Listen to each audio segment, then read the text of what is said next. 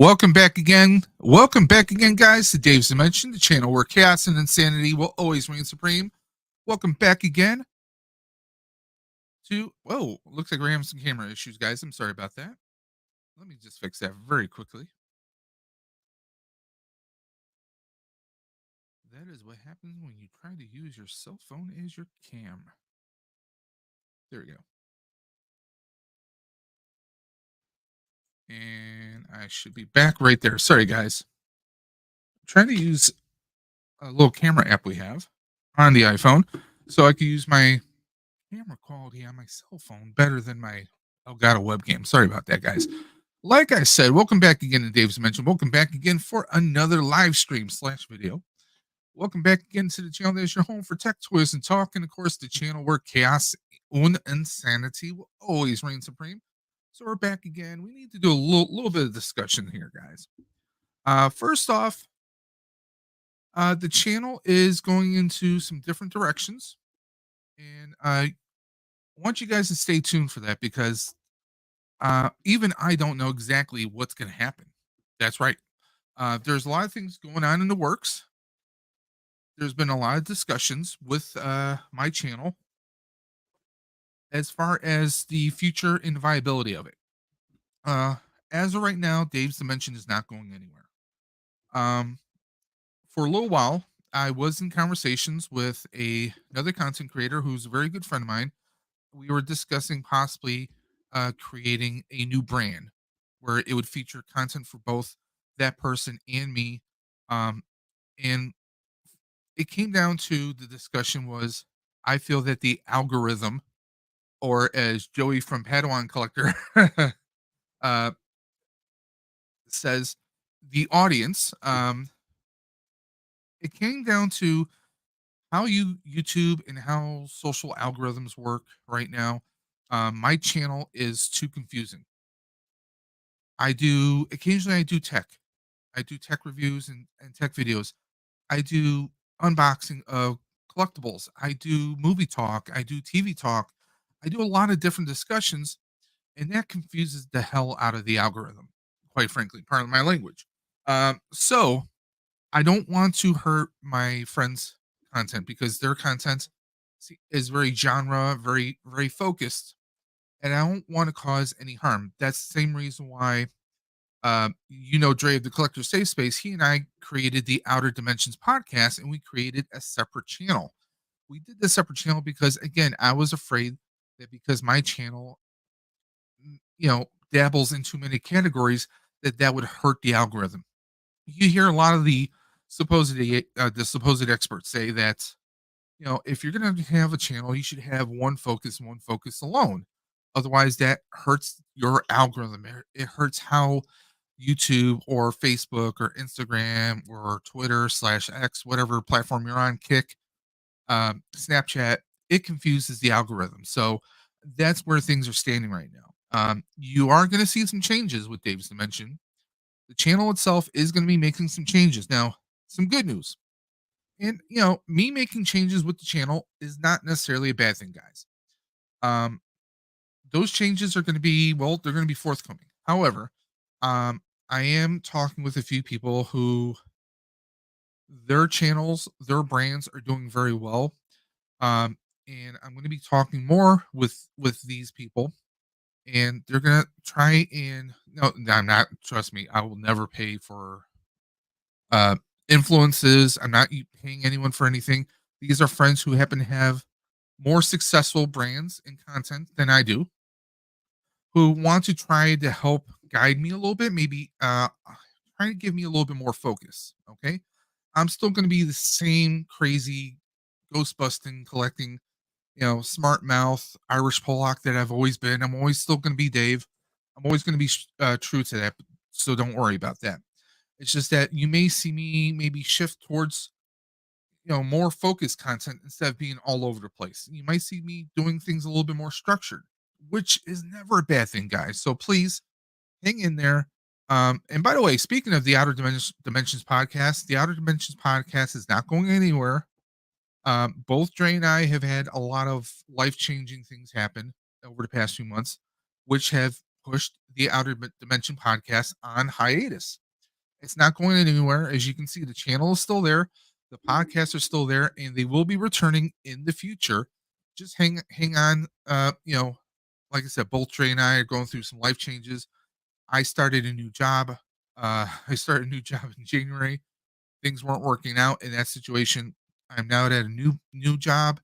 We're gonna see how things work out with that. I am on I am on a better schedule. Dre is finding his balance, and honestly, YouTube and content creating can be draining. But trust me, we are not going anywhere. Outer Dimensions podcast will be resuming in the near future. Now, let's talk about what you see scrolling at the bottom of the screen, guys. If you've been following my channel, you know that every year I do. Oh, we got Mega Demon Collects popping in the chat. So is Cobweb Collector. Thank you. Mega Demon, go get that dinner. We're still going to be going for quite a while. So, um, you guys know I do the ride for Roswell. My wife, it's her 9th year doing the ride for Roswell. And she got me into it a couple years ago. This is going to be my 4th year now. As crazy as that sounds, yeah, my fourth year. Yeah, I'm losing track here. No, is it 4th? No, I think this is my 3rd year doing the ride. I lose track, guys. I lose track. It's weird. So, what the ride for Roswell is, it is an annual bike riding event that helps fundraise for Roswell Park Comprehensive Cancer Institute. You guys see that little scrolling at the bottom of your screen? So what I do is every year for the past several years, I've been doing a 8 to 10 hour live stream, nonstop, no breaks, where I host just an open house where anybody and their grandmother can come on. If you have an Etsy store, you have your own YouTube channel, you're doing something on Twitch, you're doing something on Instagram, you're doing something on Snapchat, you want to promote anything that you're content creating, or maybe you have an Etsy store you want to promote. You come on, it's an open house. Anybody can come on. Anybody and their grandmother can come hang out. It's going to be an open stream. However, we are going to be doing some giveaways. Okay. Now, normally what we do is we usually have about maybe 7 or 8 boxes that we do. And what we do is we do a last person standing, an elimination wheel. I don't use last man standing. Hey, it's 2024. Let's be progressive, guys. So what we do is we do a last person standing wheel. We spin the wheel until we get one person left, and that person wins the box.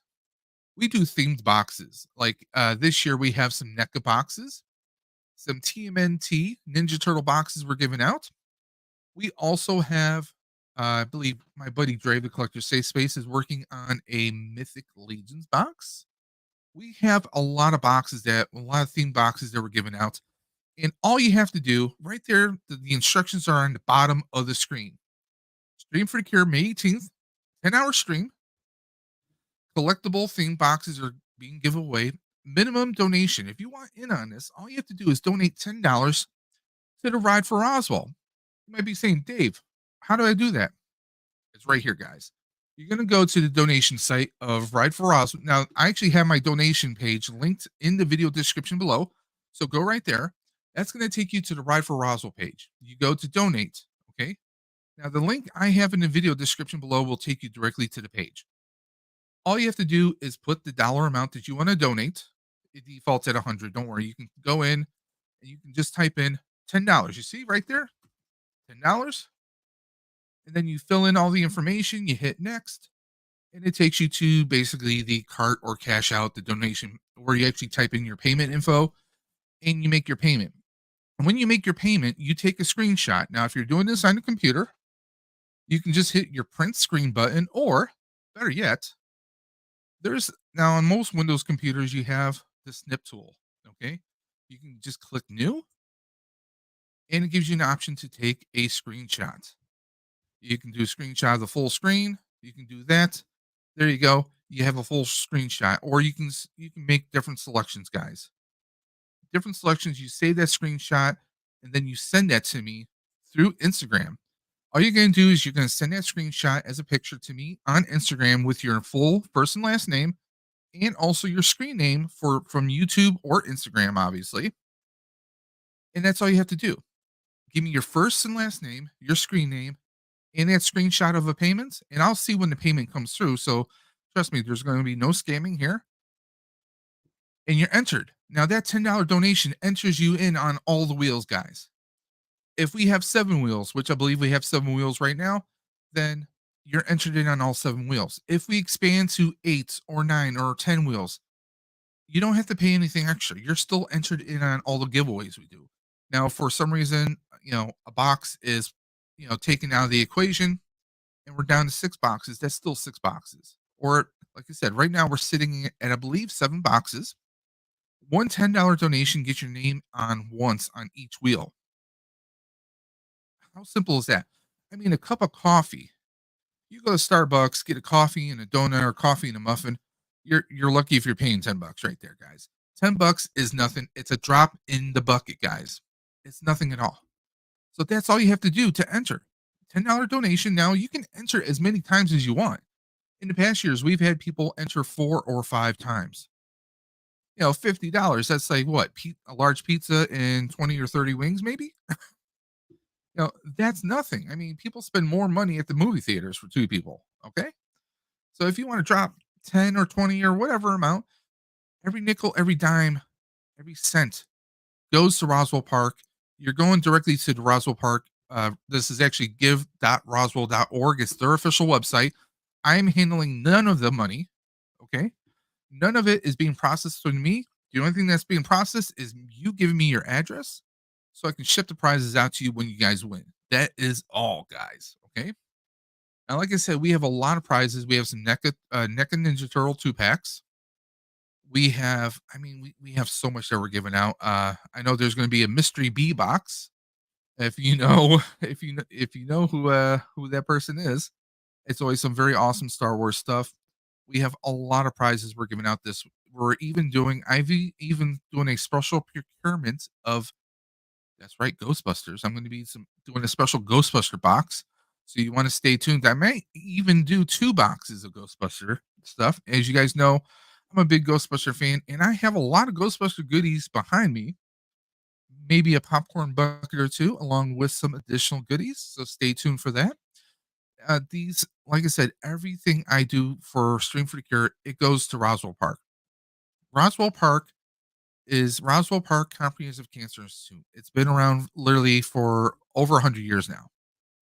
They started the ride for Roswell back in the late 80s, though. Roswell Park is one of the foremost leading cancer research facilities in the United States.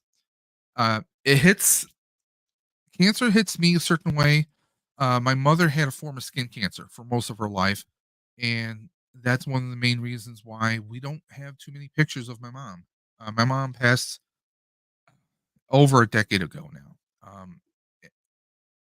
And when we lost her, we didn't have a whole lot of photos because she didn't like taking a whole lot of photos. Sadly, it's just she had basically it was a form of cancer where it was extra skin growing from her nose to her cheek.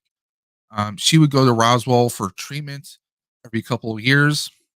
It wasn't a fatal form of cancer, but cancer affects you physically, mentally, on so many different levels. So what I'm asking you guys is this year, Stream for the Cure is going to be May 18th. Okay. We're a little bit over a month and change away. Okay. We're about a month and a half away. Now, sadly, I haven't had anyone enter yet.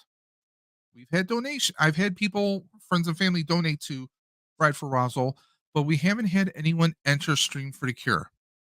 And I'm hoping you guys will come out. I'm hoping you will make the donations, even if you don't want any prizes. If your name comes up, you can always gift that prize to someone else that you know. Okay, $10 is a drop in a bucket. I mean, I see giveaways and fundraisers where they're asking for $20 or $50 a chance. This is only $10 a chance. And like I said, you're going to go to the link in the video description below. It's going to take you directly to the Roswell Park page here. Okay. You're just going to type in $10 or however much if you want to donate more than $10, you're completely open to do so. But for every $10 you donate, that's an extra name. That's an extra occurrence of your name being on the wheel. Okay. And I want to recognize a couple people popping up in the chat. Nerd Affiliated, Hey Archer. And by the way, guys, you don't want to miss out on Hey Archer and Nerd Affiliate. Well, Nerd Affiliate is combined. of Sal. It's combination of Ramblin' Nerd with Anthony, and of course the man himself, El Presidente. Hey Archer, they put on an amazing show every Monday morning at 9 a.m. Eastern, and of course every Thursday night at 8:15 p.m. Easternish. They do a great nerd affiliated show both on the Nerdy Coffee on Mondays, and of course Thursday evenings. Hey Archer covers it all. You do not want to miss out. Uh, Cobweb says cancer hits me hard too. Took both my parents when I was younger. Yeah, it didn't take my mom. My mom she was a heavy smoker. She didn't always take great health care of her health. So there was a lot of contributing factors. We did find the day that my dad passed, we found out that he had cancer. He hid it from us actually. Um, had we known, I'm sure we would have done everything we could to get him the treatment, but it was, obviously that was his choice. My dad was always, he was a stubborn, stubborn military guy that, he wanted to do things on his terms. And, you know, that's something he did on his terms. I wish he was still here. Uh, a lot of my family wishes he was still here, but, you know, we do this, in honor of him and so many other people. My wife has lost several people in her family. I have a family member right now who is battling lung cancer. Um, and I mean, it's something that, it hits everyone. It'll hit, it doesn't care whether you're old, young, healthy. I mean, you could be the picture of health and it could still strike you, okay? But cancer doesn't have to be a one-way ticket. It doesn't have to be a one-way door. Facilities like Roswell Park, they battle cancer. They research cancer, old, young, no matter your race, no matter your creed, no matter your diet, your health status, they treat you like you're the most important person in the world.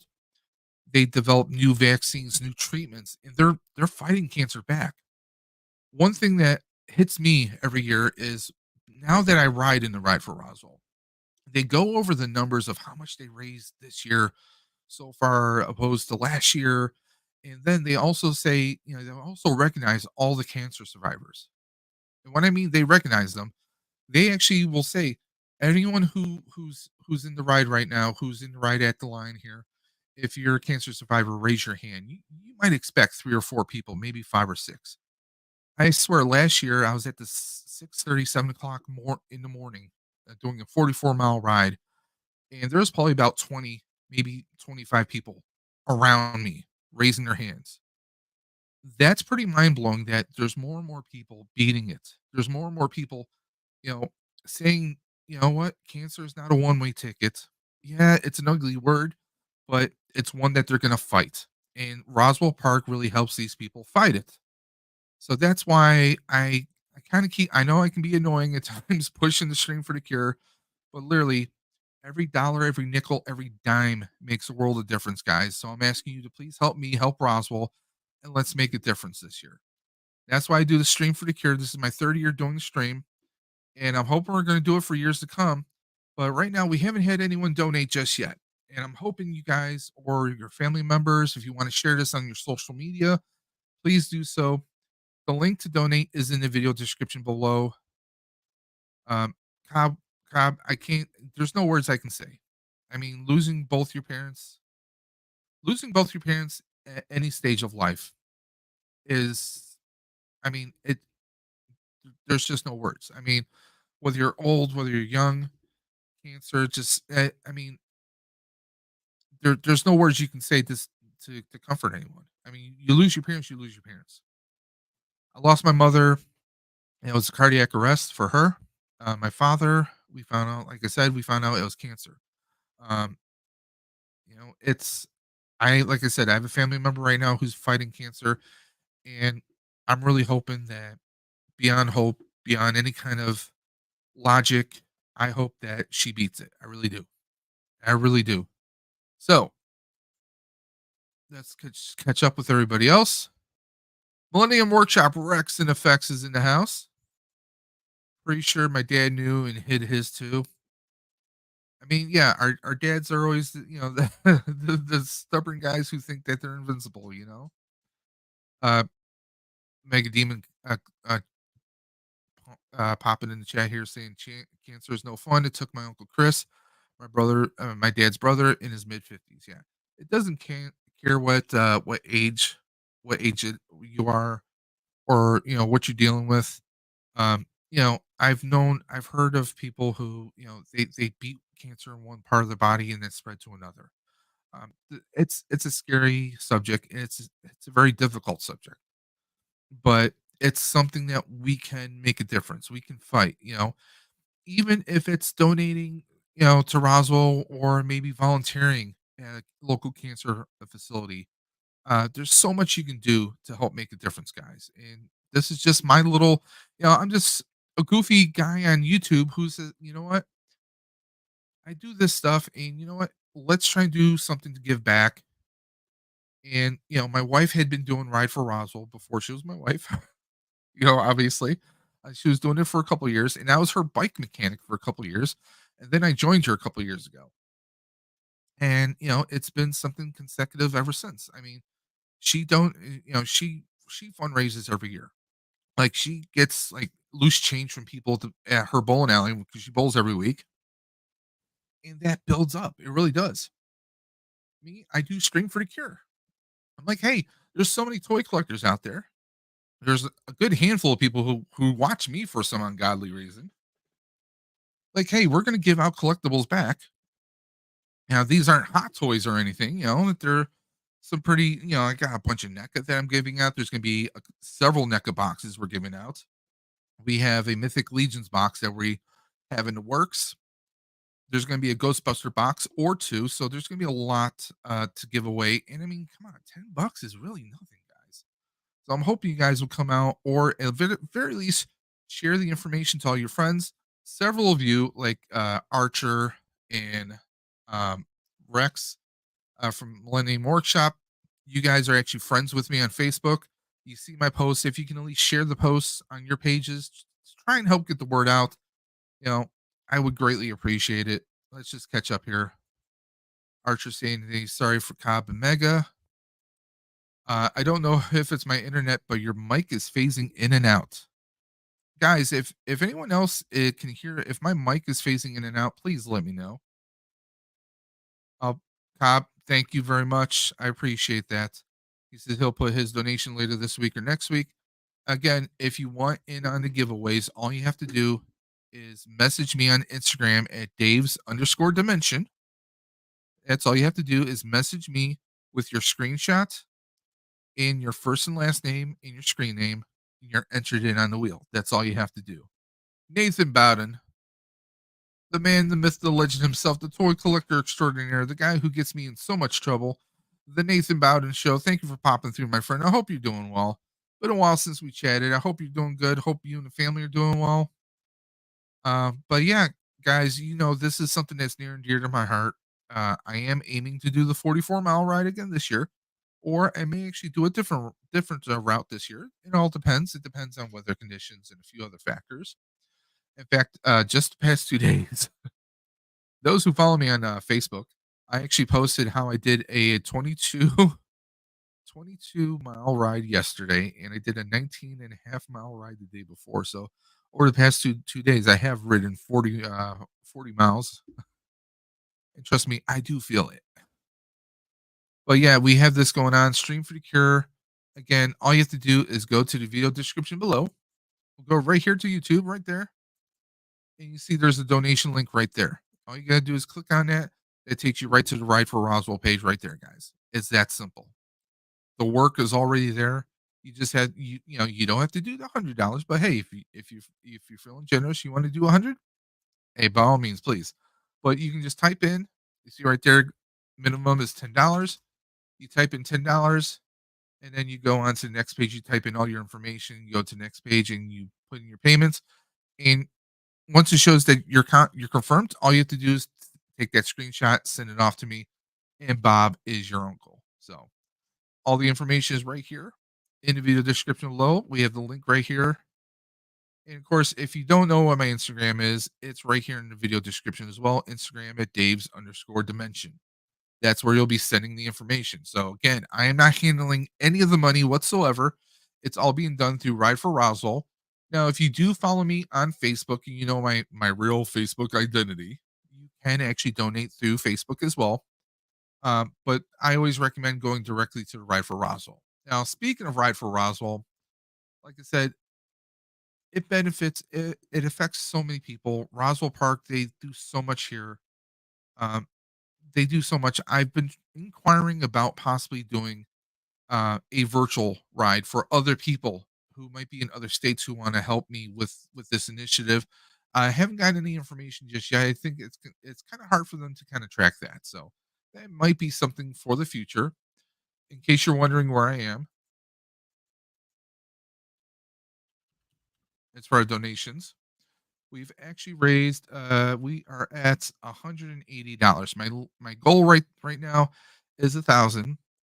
We did a little modest goal here of $1,000. We're at 180 so far, and that is through family members who've already donated.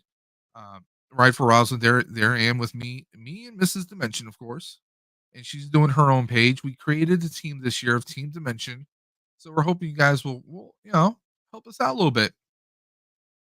Now let's go on to some other topics. Topics that might be a little bit more fun, maybe a little salty. Let's talk. Do you guys really want to talk about this? Okay, so we had a little thing over the weekend called WonderCon. I was not a fan of it. I was not a fan. Now, no offense. See, the thing is, with me, I started reading Marvel comics when I was a kid. I was in the 80s, okay? So I'm not necessarily a fan of the 60s and 70s era. Kind of the I don't want to call it the silver age, but Marvel, but let's call it the silver age of Marvel. Like the Marvel Legends that they revealed here, I am not a fan of. Hear me out. We already have this figure, except they gave him a skirt. They gave him a skirt, but we already have a Iron Man Model One, except it's more of a silver tone, like a gray silver tone, instead of this gold. So this is Repaint City. You guys hear me all the time, and I say it. And come on, with that Charlie Bronson, you know, the Just for Men, Charlie Bronson, he's got no gray. They gave him the old school Tony Stark head. That makes him look like Charlie Bronson. Uh, this whole wave is a hard pass for me. I know that's a bit salty, but this whole wave is nothing but a hard pass for me. I know there's going to be those completionists. There's going to be those old school Marvel and Iron Man fans who they love the old comics, they love the old animation style, the art style, and they're going to go for it. Listen, I'm not hating you, but let me just put it this way. We go to Marvel Legends real quick. Let's go to Marvel Legends. I'm pretty sure I saw the older Iron Man. Of course, they got the new Iron Man right here. Okay, I think I saw this. If I can scroll past a lot of this, go to next page. Did you remove it? No, here we go. It's basically the same Iron Man, except they painted him gold and they gave him a skirt. That's all I'm saying, guys. That is all I'm saying. You can get him for 18.91. Hit him up with put a little painter's tape right here, and then hit him up with gold all over. You got that same figure, except they have a skirt on this new one. I'm not. See, that's the thing. It doesn't feel like. I mean, do I want to spend that kind of money on him? That's the real question, guys. 25 bucks for him. I can get the other one. I mean, unless you're that completionist, unless you're that guy who has to have the gold, and honestly, this is more gold plastic. I know a lot of collectors out there who could do a little bit better of a gold bronze paint on him, make him look a lot better. Um, but it's just a repaint, so that's a hard pass for me. Okay, we got the Model 20 Iron Man. I know we're getting tons of Iron Man. It's almost like Marvel. When it comes to Iron Man and Spider Man, it's kind of like how McFarlane is with Batman. Let's be honest. I'm not gonna lie. I'm not fronting. And by the way, I am a Spider-Man fan, and yes, I have a whole shelf full of Iron Man. I ain't gonna lie. Um, this Iron Man, I mean, don't get me wrong, he looks cool, you know, he looks like a very cool piece to have.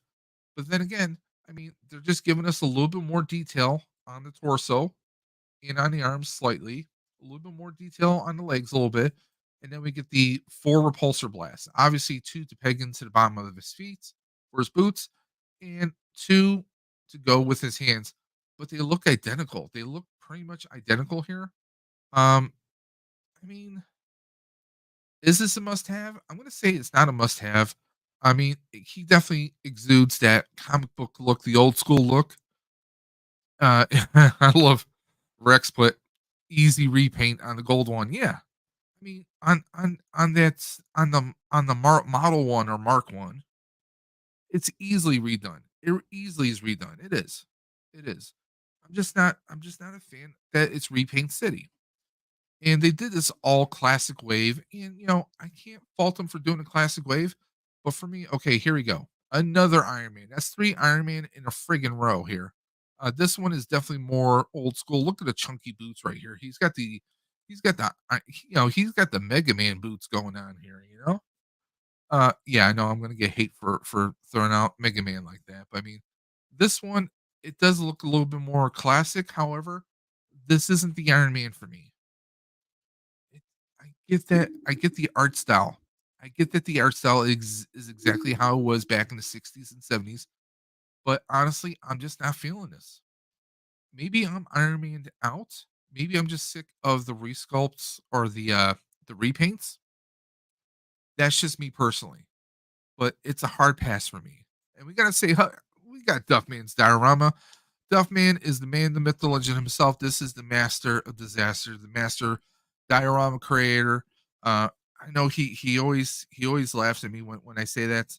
But I mean, he does some amazing stuff. You guys might have seen my Instagram where I have the front of the firehouse. I have Ghostbusters firehouse facade as a diorama piece. That's courtesy of Mr. Duffman right here. He's helped me in the past with Stream for the Cure. He's done some amazing stuff. He's just amazing, amazing person. Please support him. Duffman is always popping up in everybody's streams, supporting us all. Duffman, what do you think about some of these figures? And by the way, if anyone wants to hop in, wants to hop on live, just scroll to the top of the chat. And I have a link, StreamYard link. So if anyone wants to hop on and join me, you are free to do so. No admission required. Here we go. We have finally a non-Iron Man character. They gave us She-Hulk. Um, let's talk about this for a minute. I like that they gave us a broken machine gun that she breaks in half. I like that. Okay. You should be giving us, accessories where these superheroes or anti-heroes in some cases are destroying things. Give us like broken girders and give us, smash like especially when it comes to Hulk or She-Hulk, give us like smashed ground pieces as a nice like diorama stand of some kind. So we get two gripping hands and we get two fists on her. Um, I'm really not crazy about this one. I actually think now don't hate me, guys. There was two previous versions of She-Hulk that came out. There was the one from the Disney Plus series. I actually like that figure. I don't have it, but I do like the figure. But also I like the one that came out. It was a card back that came out a couple of years ago. It was mostly I think it was on at GameStop and it was on Hasbro Pulse.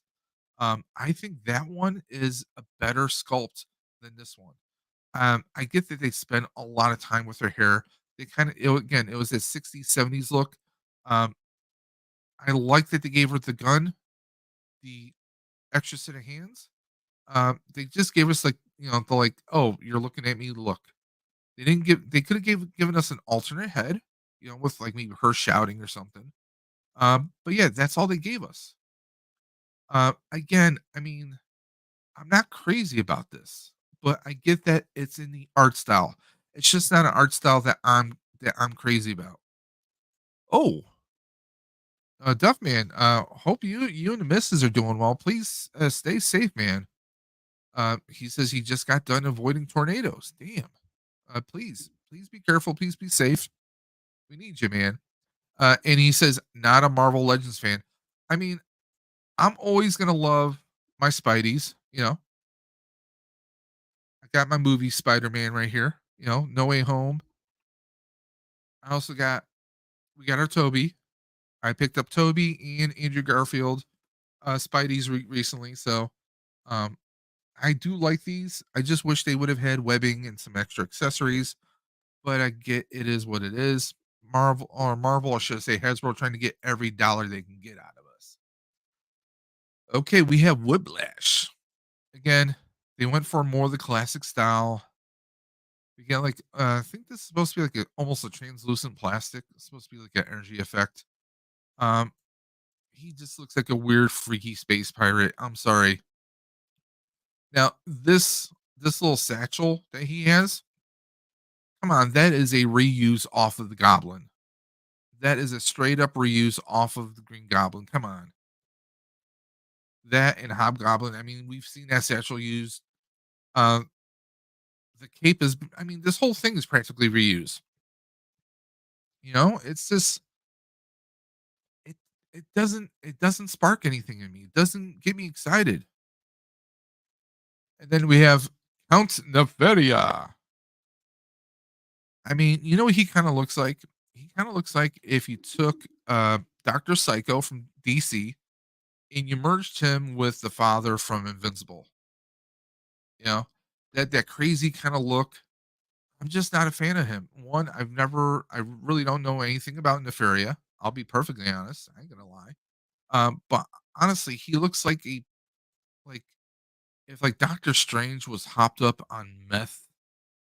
I mean, he's just this is a no for me. I mean, don't get me wrong. I think the art and execution for the look of him is pretty cool. But again, they give us this hard plastic cape that has no. I mean, give us a soft good with a wire in it so that we can shape it or something. But I mean, when you get a cape like this, where especially when it goes over the shoulder, it restricts movement and posability on here. So this is a hard pass for me as well. The whole wave is. Duffman says, "Yeah, we went to my buddies and got in basement for a couple hours. Storm passed now. Definitely was not staying in the mobile park. No odds for me, please. Awesome. I'm glad you and the missus were safe. So yeah, glad you're in one piece, man. We need you. Millennium, I'm working on some stuff during a tornado warning. Let's ride, baby. No stopping the Millennium, man. Millennium Workshop does some amazing crafts, guys. You don't want to miss out. He does some amazing work. He does helmets. He does props.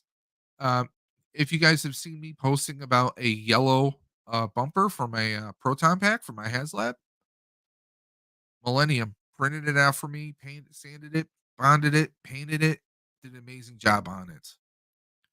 Duffman says, "Yeah, I live in a cardboard box on wheels. No, thank you." But yeah, I'm sorry, but this was a hard pass, man. I'm like, they did nothing to. I don't know what Marvel's doing. Here's the thing: the only ones who are going to go for this art style are people who are in their 40s and 50s, the well beyond adult collectors.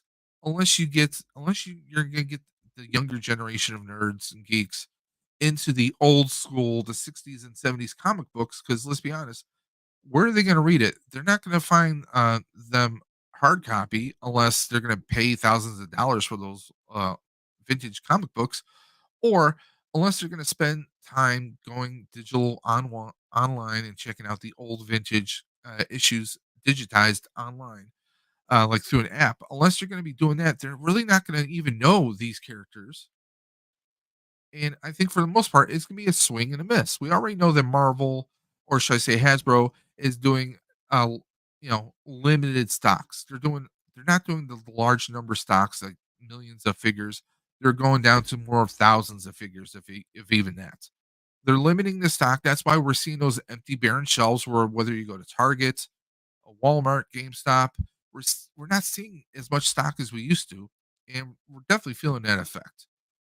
This it's just a pass for me, guys. I'm like, I'm sorry. Even like a while, several months back, we had the Marvel, the Wolverine and Spider Man as part of the Fantastic Four. These are just repaints. that's a hard pass. You guys have heard me talk now. This Cable, I actually have an interest in Cable. The X-Men 97 is definitely a must for me. Definitely a must. Executioner, he's a pass, quite frankly, because he only appears in one episode. But I mean, they've done some great stuff. Um, yes, they did re-release Deadpool and Wolverine. These are reissues. I am considering getting them though, because my wife is a big Deadpool fan. And of course, you got Deadpool and Wolverine coming out this year. Basically, Deadpool 3. That movie's coming out later this year. So I'm probably going to get those both for my wife some way, somehow, even though he's already sold out here. Let's take a look at the other thing that they did. Um, they did do some Transformers, which it's just a hard pass. Transformers, the action figures have been lower quality. It used to be when you got a Transformer, you didn't see the hollow parts in the legs and the arms. You see it all the time. They feel more cheap and plastic. They just feel like they're going to break. So Transformers has been a hard pass for me as of late. But yes, they decided to do an offering of Ghostbusters, but they just showed us a couple quick images and then they dropped off the screen. So yeah, here's the thing: we have not seen O-ring figures for a very long time, unless you go back to the 80s and 90s with the classic GI Joes and many other 3.25 inch action figures from of that era. They decided to give us Ghostbusters one. This is GB1, Egon Spangler, Harold Ramis, Winston Zedmore, Ernie Hudson, Raymond Stans, Dan Aykroyd, and of course Peter Venkman, Bill Murray, as three and not only 3 3/4 figures, but O rings. An O ring figure. I'm just like, I'm like, what is going on? What planet are we on? Part of my psychotic brain is like, so are they doing O-rings because they have a crap load of O-ring stock that they just need to work through? So like, hey, let's paint a bunch of GI Joes to look like the Ghostbusters. That's what it kind of looks like almost. I mean, don't get me wrong. I think for 3 3/4 figures, these are pretty good likenesses. It does look like they kind of shrunk the Ghostbusters one plasma series figures down to make these look, but we don't get the only accessories we get. We get like a ghost trap, PKE, ecto goggles, and we get the proton packs. Now, a lot of people are saying these proton packs look exactly like what we've seen on some of the, some of the more kiddie version of Ghostbusters. Now, here's another thing: they're giving us a 1/18 scale 1984 ecto. Okay. But here's one problem, guys. Okay. This looks good here, but I'm going to let you guys in on a little secret. We already have a 1/18 scale Ecto 1. They did that for Afterlife. Okay. They did it for Afterlife. But here's the thing: I'm going to open this up, guys, if I can. There's not really much leg room there for a 3 3/4 figure to really sit in there. Um, unless they're going to raise the steering column up a little bit. It looks like they are doing that. Okay. But that's basically the same thing. They're just repainting this Ecto. Now, another thing is we got the gunner seat right here, right? You didn't have that in part one. So you're only going to be able to put two figures in the front seat, and the other two figures can't sit in the car. At least that's as far as they showed us. Because they show us the gurney right here, so we can put the proton packs on it for storage, which is awesome. Great, we get that. That's very cool. And you know what? I already know that people are going to be painting this to make it look screen accurate. That's going to be a project I'm going to be doing as well. They give us a front view, back view of the Ecto. Obviously we're going to have the ladder on the passenger side instead of the driver's side to make it more GB1 accurate. But that's it. They're basically just doing a repaint, guys. Technically speaking, I could probably repaint this to make it look GB1, and I'll already have it. Okay. It's going to be almost identical. Now, the radar dome, this right here, did break off. I have to fix that myself. But we already have a 1/18 scale. If you already have this, you already have a 1/18 scale Ecto 1. So there is that. They are not doing a plasma series, so we are not getting any 6-inch, Ghostbusters. Personally, that's something that doesn't sit well with me. It's great they give us the gurney. And, they have it all in gray. I need to make some of this black, paint silver along the piping here in the wheels to give it more of a better look. But I mean, I'm not enthused. I think they're going to be. Some people are talking like, oh, it's going to be 49 for the because it was like 49.99 for the Ecto before, and for these figures, they're probably going to bundle them up, so it'll probably be about $100 for everything. Am I going to get it? I'm still on the fence about it, but I probably will, just so I can have four figures, four Ghostbuster figures that actually scale perfectly with the car. Because right now, I have this in front of my firehouse with this and my Plasma Series figures, which are 6-inch. Let's see what Duff says. Why does no one make 1 1/2 scale, 1/12 scale vehicles, man? Let's start a company and make nothing but 1/12 scale vehicles and we'll be rich. Well, I mean, there is someone, Hasbro can do it. Hasbro proved with the G.I. Joe Vamp that they can do it without it being HasLab. I paid the $99 for the G.I. Joe Vamp, which is the G.I. Joe Jeep, and it fits any 6-inch figure perfectly in it. You know, I'm almost half tempted to try and get another one, paint it white and red, make it a new version Ghostbusters. There's stuff you can do. But yeah, that's the big thing. It's like, oh, you want a 6-inch vehicle that fits a 6-inch figure? Well, you got to go HasLab. Well, no, Hasbro proved that you don't. You don't have to do that. You can do, we can, let's just go right to it. We're gonna go brands, GI Joe. And I know the Vamp is currently sold out, but don't worry, they will do another run, or they'll repaint it. They will. There's just, they've done the motorcycle, so we know that they can do that. But here we go. Right now, the Vamp is sold out. This fits figures perfectly. Okay, it fits 6-inch. I actually have, I have, I have clutch, in the Jeep, and I posted pictures on my Instagram of clutch and blade for Marvel Legends, hanging out in the Jeep. So yeah, they can do it for $100, and I think this is worth it for $100 because they give you a ton of accessories. It has suspension on there. It has a hook and winch. It's got everything on there. It's got machine guns. Some of the machine gun could stick on there a little bit better, but the detail that they did on here definitely worth $100 right there, no doubt whatsoever.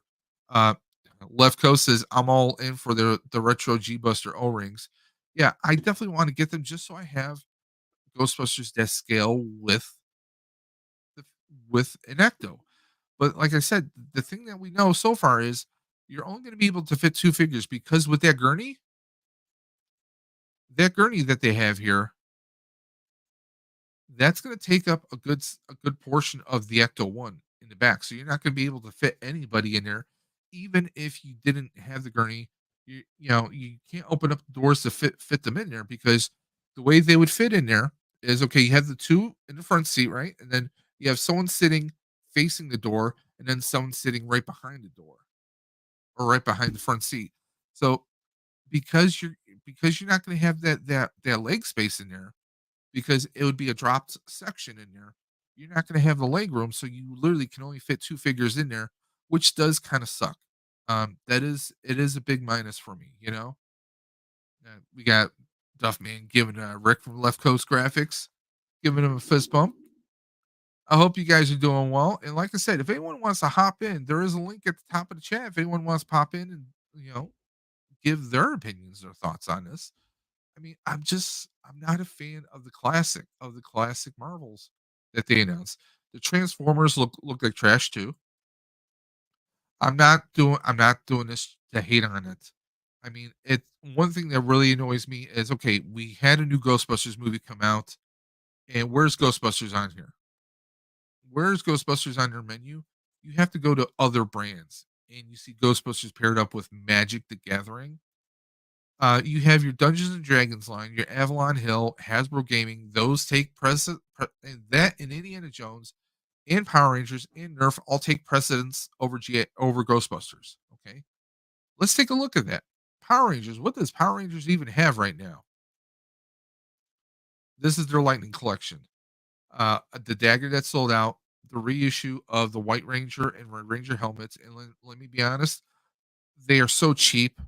If you're getting them for like a kid, that's one story. It's a different story altogether.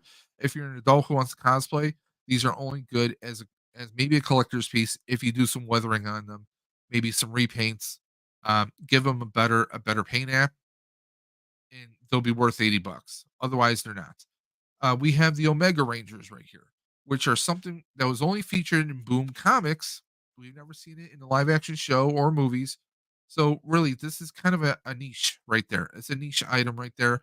They do have it marked down from 100 down to $70, so that's cool. The remaster collection, all we have is Zach. All we have is Zach, which is kind of disappointing for especially anyone who's a Ranger fan and you're trying to finish out the collection. You can't. Okay, you got Zach. You do have Kimberly here. Okay. But then you have the niche of the crossover because they love to do crossovers. Like Transformers crosses over with everything. They said, hey, let's cross over Rangers with Cobra Kai. Um, I'm sorry. Just, no, that was a hard pass to begin with. I did get RPM Yellow, and also Lightspeed Rescue Blue. But it seems like the line of Power Rangers Lightning Collection has completely come to a halt. So we're not even going to be able to finish either of these Ranger teams, let alone, I mean, SPD you can complete, but like the other ones, like Lost Galaxy and so many others, uh, these are all outlet prices. These aren't even outlet prices. I can see better prices at Target. But it just these are things we've already had. These are things we've already had come out like maybe half a year ago, and it's just a disappointment.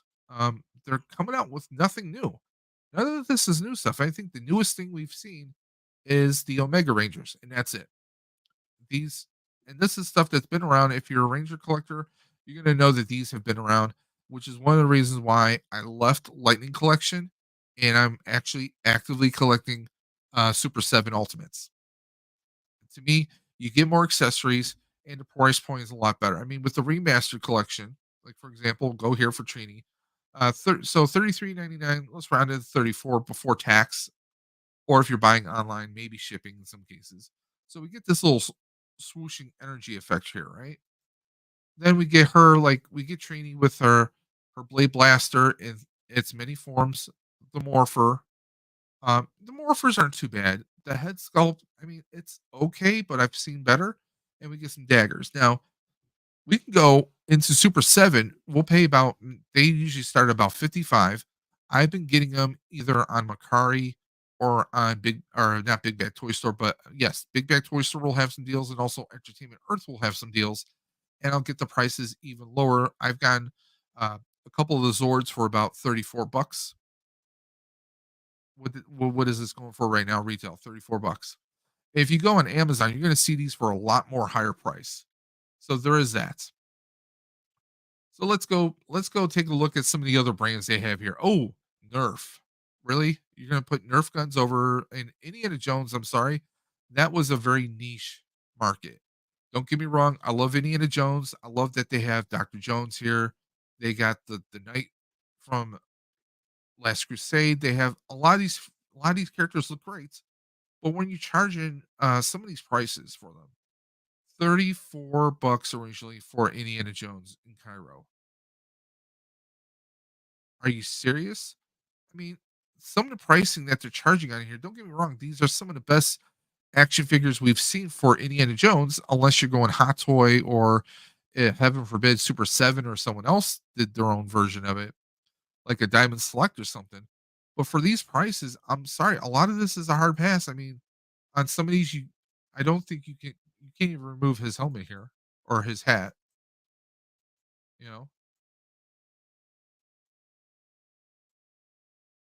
I mean, don't get me wrong, I think it looks good.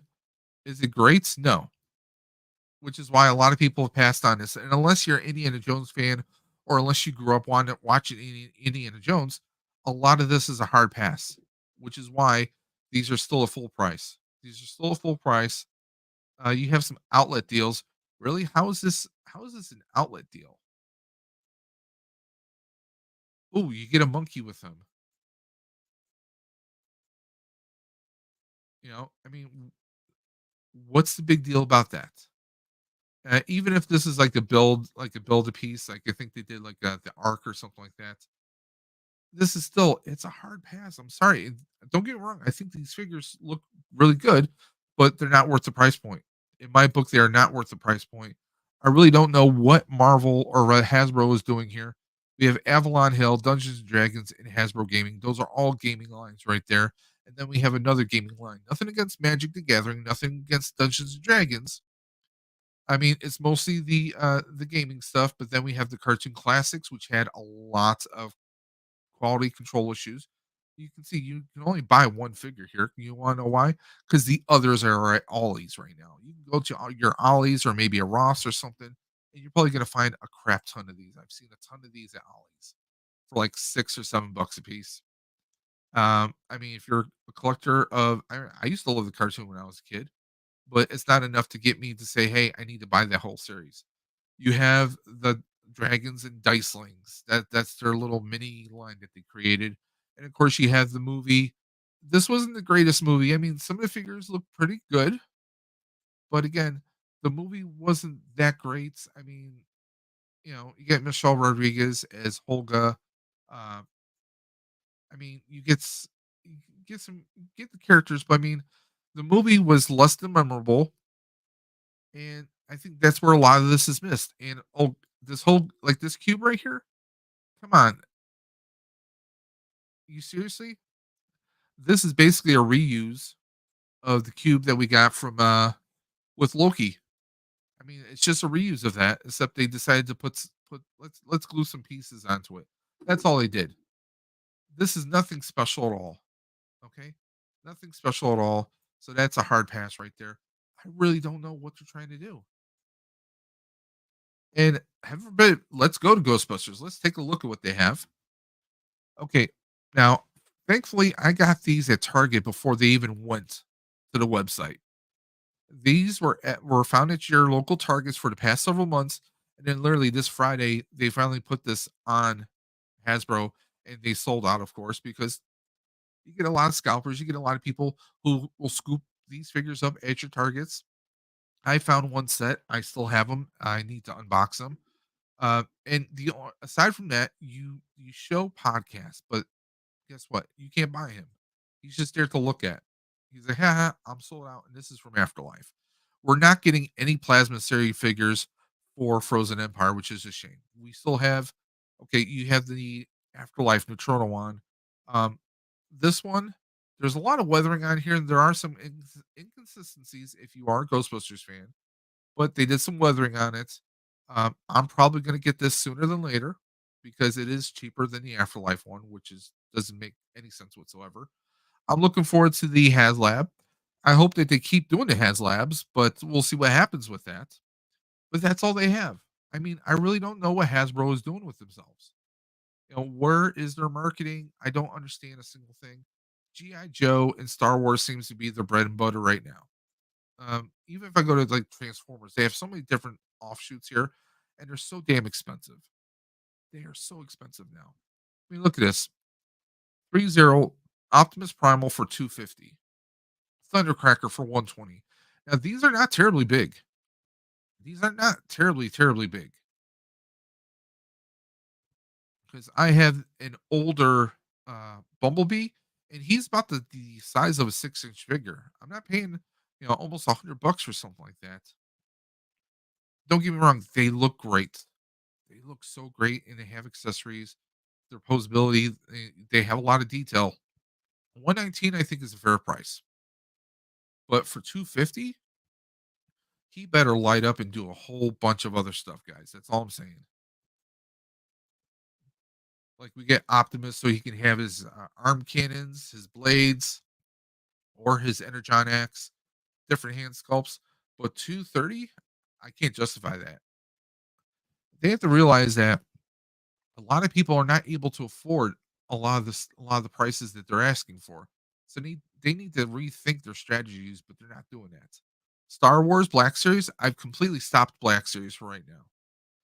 I haven't bought anything Black Series in months. Probably since last November or October, maybe was the last time. Retro, I was never into the retro or the vintage collection. The Star Wars, the helmets. If I'm gonna spend money on a helmet, you know what? I'm gonna reach out to this guy, Millennium Workshop. At least I know I'm gonna get a quality helmet that would actually fit me, and it's not gonna feel like a cheap piece of plastic. You know, I'm sure Rex is gonna make something that's gonna put this to shame. He comes up with so many amazing helmets. I mean, let's take a look at this. All this stuff is just cheap plastic with maybe the occasional LED, like we have with Sabine's helmet right here. Um, you know, they're just cheap shells of hollow plastic, and for what they charge for the lightsabers here, I mean, you're almost at the beginning price of a HasLab. It's just a big mess, and I really wish I knew what Hasbro was trying to do with themselves. I really don't.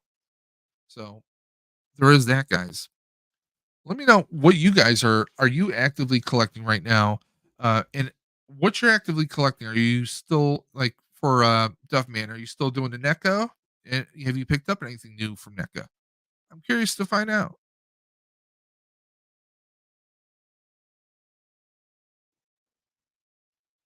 I mean, me recently, like my latest acquisitions were the No Way Home. I found them at a local Walmart, so I had to scoop them up. I just had to. I mean, they're not bad. Are they the greatest? They're not. They're not perfect, but they're the best I've had because I haven't had these figures yet. Now, speaking of Ghostbusters not doing plasma series, I can do LED, but I like to do it. I can do LED, but I do like to do it no, or probably do it without. Now, some of you guys might have seen this, but thanks to a good friend and teammate of mine from Buffalo Ghostbusters, Dan Liberg, uh, he came up with a little bit of a mashing. We did some kit bashing, so we made our own Ghostbusters Frozen Empire action figures. So we took old Venkman from Afterlife, and what we did was we took Loki's jacket from season 1 of Loki, and we basically put it on him. We painted it orange, and he actually took the arms out, but I left Venkman's arms here, and I painted his hands and his jacket, his sleeves to make it look like an orange coat. I still need to touch up the shoulder right there, but from a distance you can't tell. And it looks like Venkman showing up like he does in the trailer, right? We also did Paul Rudd. We took Ant Man. We took Paul Rudd's head from the Ant Man Quantumania figure, and we threw it right onto a body. Now we also were able to get some decals made up, or should I say, Dan was able to, and he got me an extra label. So I actually have Gruberson for the name tag. So we have a legit Paul Rudd action figure. I took slimed uh, Egon and we put Trevor's head on him. So we have Trevor slimed because he does get slimed by Slimer. We also took these all, by the way, a lot of these are Marvel Legends that we just swapped out. So from Marvel Invasion, you know, we swapped out the head and we threw Dan Aykroyd's head on here. Ray from Afterlife is on the body here, and we just kit bashed him. And that orb, that is the orb from Star Lord that I just painted gold. So there's Ray holding the orb. And then our fifth and most epic, of course, he's got the tools, he's got the talent. That's right.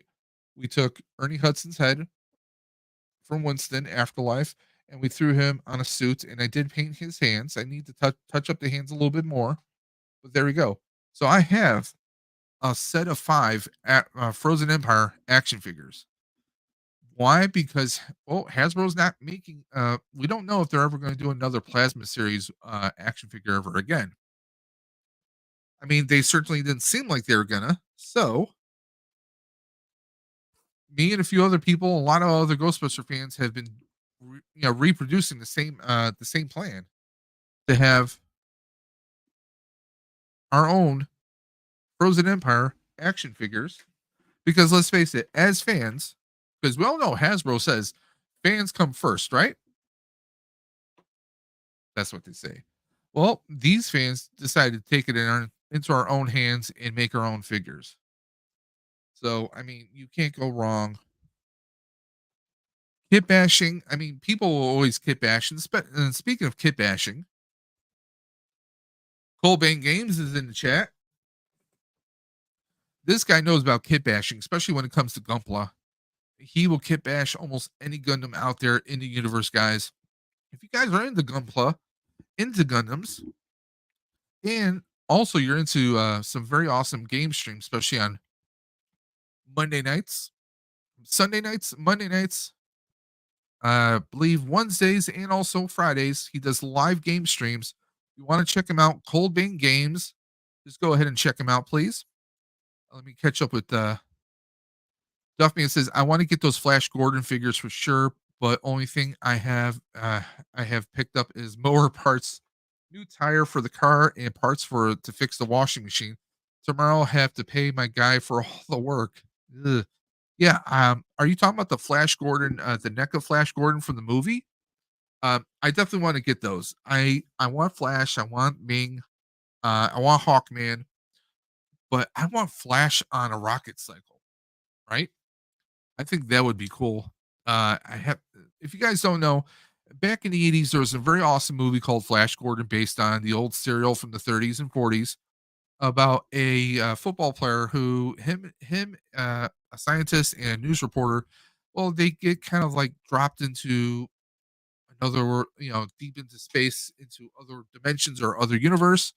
And there's this evil guy named Ming the Merciless who wants to destroy the universe planet by planet and just so happens to take on Flash Gordon. He's the hero. It's tough, man. Don't tease me. He says I can make the rocket cycle. I mean, hey, I mean, if I find some deals, maybe I'll if I find some deals online because I've been seeing a few stores, few shops talking about what was it last weekend? Target had a sale up until the midnight on Saturday where they were doing uh if you spent $75, you got $20 off. If they do a deal like that, or if I see any deals on the NECA Flash, I'll message it to you in Instagram. Okay. Yeah, because I think you gotta have Hawkman. You gotta have Hawkman. You gotta have Flash, and you have to have Ming. I think those are the top three you have to have. I mean, it'd be cool if they did some of the other figures, but I think those are like the top three you kind of have to have because I mean, Hawkman, he's just epic, and of course, I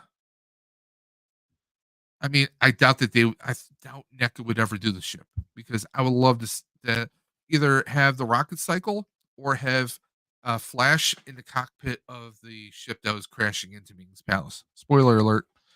Uh, thank you, Colbane. Thank you very much. Those that don't know, I have broken the 2,000 subscriber wall. I don't know how. The really weird thing about that is I'm getting growth. However, I'm people are subbing to the channel, but I'm not getting the views.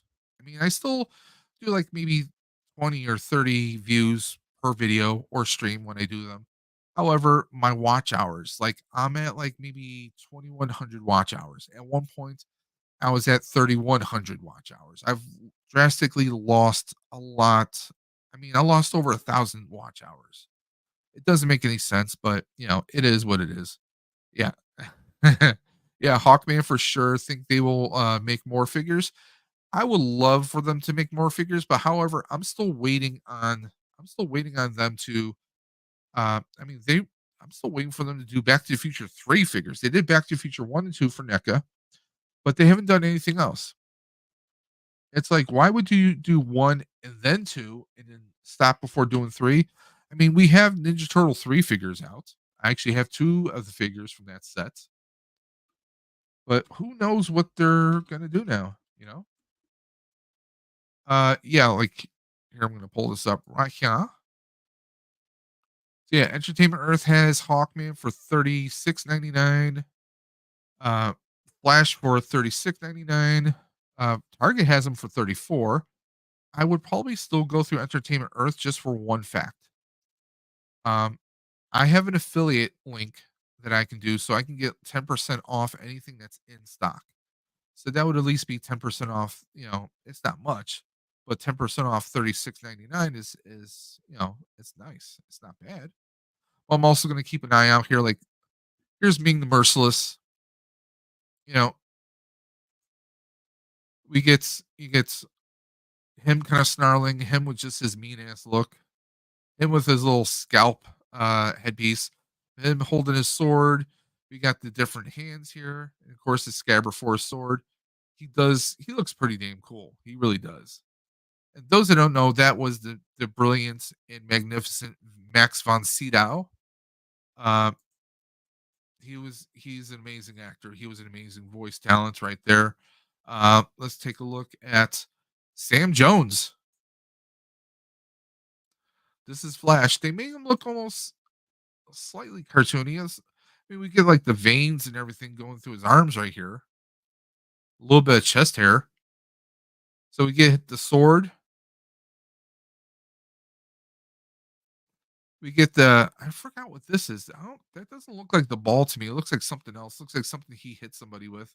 And of course, we get like the blaster, and we get a couple hands, including a trigger hand. We get a couple different looks right here.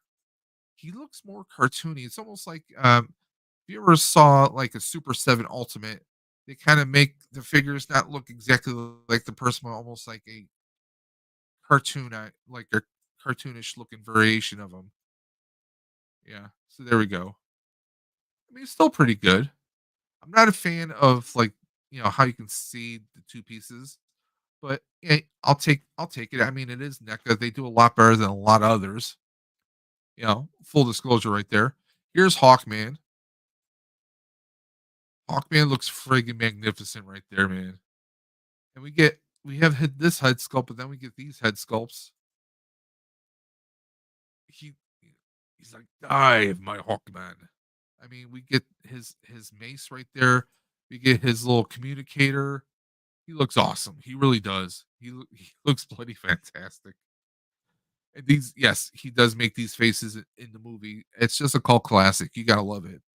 Duffman says Back to the Future stopped with accessories packs, said that the figures didn't sell good enough to warrant to keep doing the line.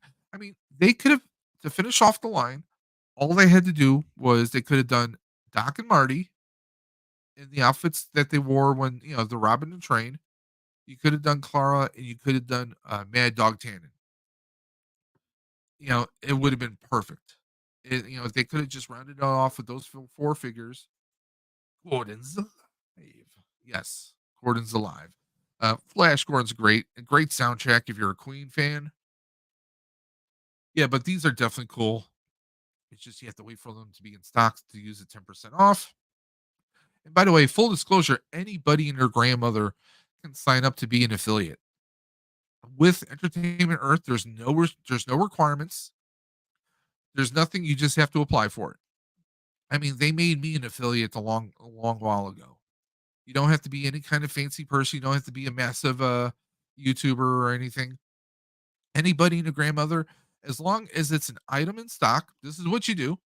Full disclosure, guys. Okay, we're gonna sign in. Here we go. No, that's the wrong one. There we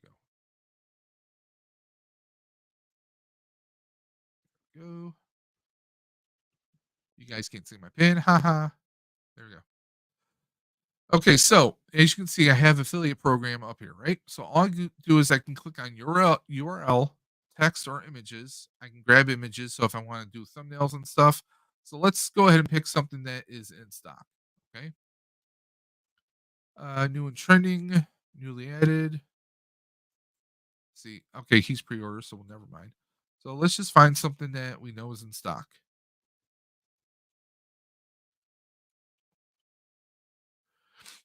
In stock now, okay? I'm just gonna click on something. Uh, let's just find something. Okay. Here, snake eyes, right? 112. So what we're gonna do is we're just gonna go to URL, copy, or you can just copy, and then we're gonna go here, open it up. Okay, so now all I gotta do is just add this to the cart. All right, we'll just go ahead, view cart. What else do I have in here? Okay, we're gonna save those for later. Save those for later. Item cannot be confused. Cannot ship to certain locations outside states. That's perfectly fine. Let's go to checkout. Okay. Okay. So it looks like there's.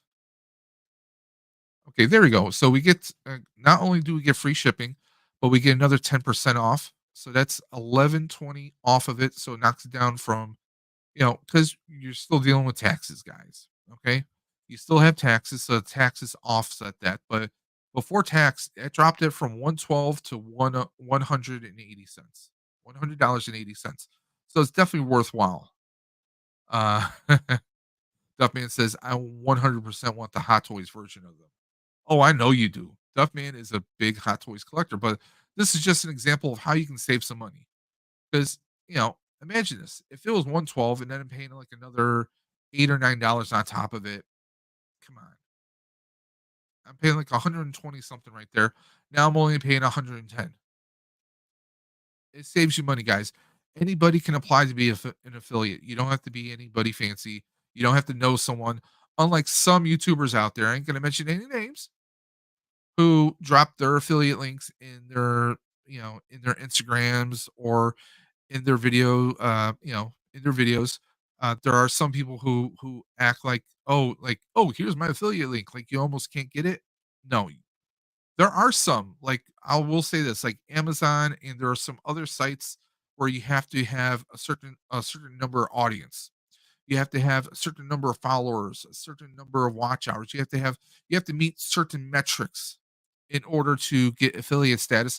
But there's a lot of shops you don't.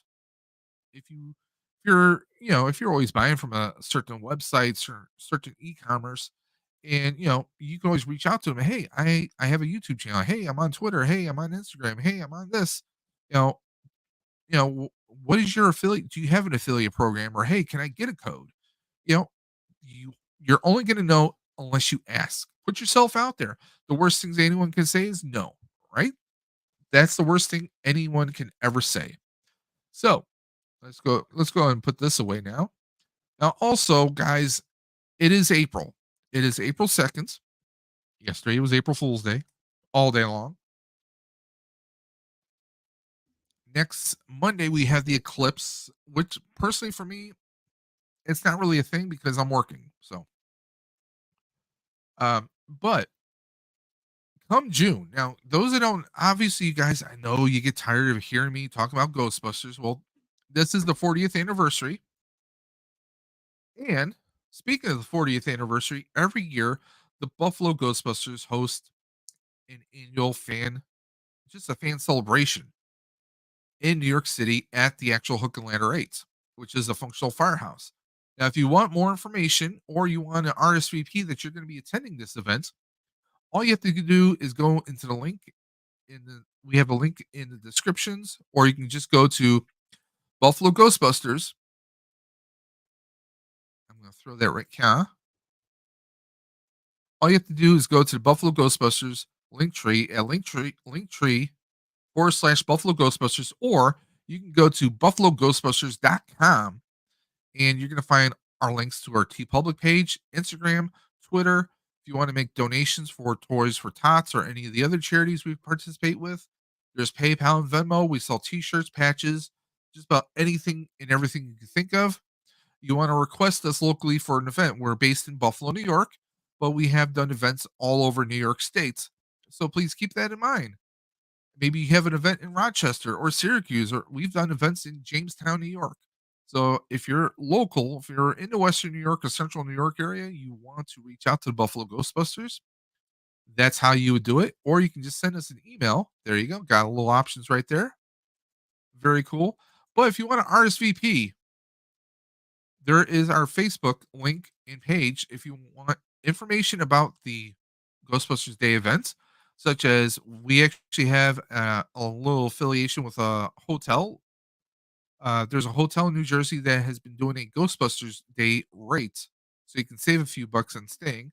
So there is that. Like I said, it's right there, Northmore Street, North 14th Northmore, New York, New York. This is actually going to be on June 8th of this year. June 8th is June 8th, 1984 is when Ghostbusters came out, the very first Ghostbusters. And now June 8th, 2024, we actually get to celebrate Ghostbusters on the day of the 40th anniversary. So it's going to be a massive, just a massive, massive event. Last year we had a couple get married. They actually their first official date was the first year that we had this event. In this picture right here, you can actually see Ghostbuster fans and you can see the Buffalo Ghostbusters front and center, along with some of FDNY's finest with the two ectos. And this was a sign. Now, this was a Hollywood collectible sign, but we also fundraised that year for a full sign. So if you go on Instagram and you go to official Hook and Ladder 8 or official GBHQ, you can actually see that there is a 1-to-1 scale permanent all season sign hanging in front of the firehouse. That was because of fans like you out there watching us right now who donated to a GoFundMe, and we were able to get a full size sign built there, and it's been hanging at the firehouse ever since. So it's just a fun, awesome event. Ghostbuster fans from across the world come. Last year we had people from South America, people from Italy, just people all over. We even had one of the music artists from the very first movie, the Alessi brothers, performing "Saving the Day." We have so many memorable people who've been a part of the movie come. This year, there's going to be a lot of surprises this year. We I don't even fully know a lot of the surprises that are going to happen, but it's always a great time. It's a free event; it doesn't cost you a thing to come. You just want to try if you're local to New York or a couple hours away, you can drive up there, hang out for the day. It's just a very awesome time. I will say this: if you're driving up there, you're going to need to find parking somewhere because it's a small side street. There's not going to be room for anyone to park their personal vehicles. But we usually have several ectos, like you can see in the background here. It's just an awesome, awesome time. So if you guys want more information, like I said, just go to buffaloghostbusters.com. That'll take you to our link tree, and all of our links are right there. You can follow us on Twitter, Instagram, and of course, check out the T Public page. Every dollar, every dime goes to benefit Toys for Tots. As you can see here, we have our own Buffalo Ghostbuster. Uh, we have our engineer logo. We have the black and red logo, like you see on the coats. We got the Frozen Empire Buffalo Ghostbusters. We got of course, the Afterlife Ghostbusters, our regular Buffalo Ghostbusters, our Buffalo Bill zebra pattern, Ghostbusters. We have everything here. We got the Water Buffalo Lodge because we're Buffalo, New York. We got the mini puff holding the chicken wing. We got everything here. Sam Hain. This is a personal favorite of mine right there. Sam Hain coming out of the firehouse. This was last year's T-shirt. We do a lot of shirts, and like I said, everything benefits Toys for Tots, guys. So please consider checking out the Buffalo Ghostbusters at buffaloghostbusters.com. Let's just catch up with the chat here. Collecting Cool says, yo. Duffman saying Brett. And of course, we got Rebels, Reptiles, and Games popping in with a little bit of thunder. So yeah, I've just been talking about a lot of things. I did skip over a few things.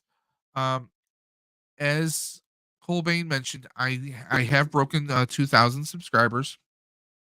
I'm nowhere near being monetized, and that's numbers. We sit here and we say numbers don't mean a thing, but sometimes they do, because especially when you see something you've been putting work into for so long, you can see growth, but then you don't see a full growth. I mean, with the more subscribers you get, I get that the numbers get spread across It would be cool. It would be great if I did get to a point where monetization was a factor. I'll be perfectly honest because it would definitely help me and Mrs. Dimension out with bills. Um, and maybe we could do giveaways more often. That's always something. But you know what? I'm always going to be Dave's Dimension. I'm always going to be me. This channel started off with me as a goofball saying, "Hey, let me unbox a Samsung monitor." I still have that monitor right here. I'll still use it on the side. Um, and that was like my first real unbox. I knew nothing about YouTube. I said, "Hey, why not? Anybody can do it." It was during the pandemic, and I said, "What the hell? Let me do it." And it's exploded since then. It was because of that I wanted to do my Back to the Future Proton Pack.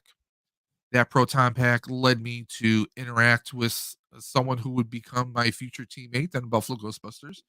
Um, and if it wasn't for me wanting to do that, um, wanting to try to do an unbox, like, hey, I see all these people on YouTube because I use YouTube as a resource. Hey, if I can learn, hey, if I can do this, anybody can do this. And when I joined the Buffalo Ghostbusters, I was working on a couple spirit packs, and I did videos on that stuff. I did a video on, ghost busting for big guys. I did bike buying for big guys. It's opened up a whole world. It's kind of brought me. Those that don't know, during my high school years, I was kind of a Peter Parker Clark Kent type. I was the nerdy guy in school, but then after school, I was just unlocked. I was someone that was just I was like a completely different person because I was working at a roller rink. I was a DJ and a floor guard. I got to be this person who just had so much energy and can do these amazing things. But when it came to school, it wasn't that case. And getting into YouTube was a lot like that. Same thing with joining the Buffalo Ghostbusters. It was a chance to dress up, do some cosplay. But before I met the Buffalo Ghostbusters, I had an experience at a con. My one of my the second con I went to, second Comic Con Niagara Falls, and I had an interaction with this kid. I was dressed up in my Back to the Future Ghostbuster gear, and it was an amazing event. That's what YouTube is all about. Speaking of being all about, ladies and gentlemen, geeks and nerds, freaks and geeks, the man, the myth, the Nerdbuster Supreme himself. It's Hey Archer. Trying to do an Ultimate Warrior, but I can understand where it's perceived as just raising the roof. There you go. How's it going, sir? Good. I had to jump on and congrats on the 2000. That's awesome. Honestly, like I'll be honest, my content has been very slow coming out. But for some reason, I think maybe it's Ghostbusters as an algorithm because I just broke the 2000 the other day, right? Mm-hmm. Yeah, I don't know where the numbers are coming from. It's climbing. It's climbing. Watch hours not so much, but it's it's a work in progress, but One at a time. yeah.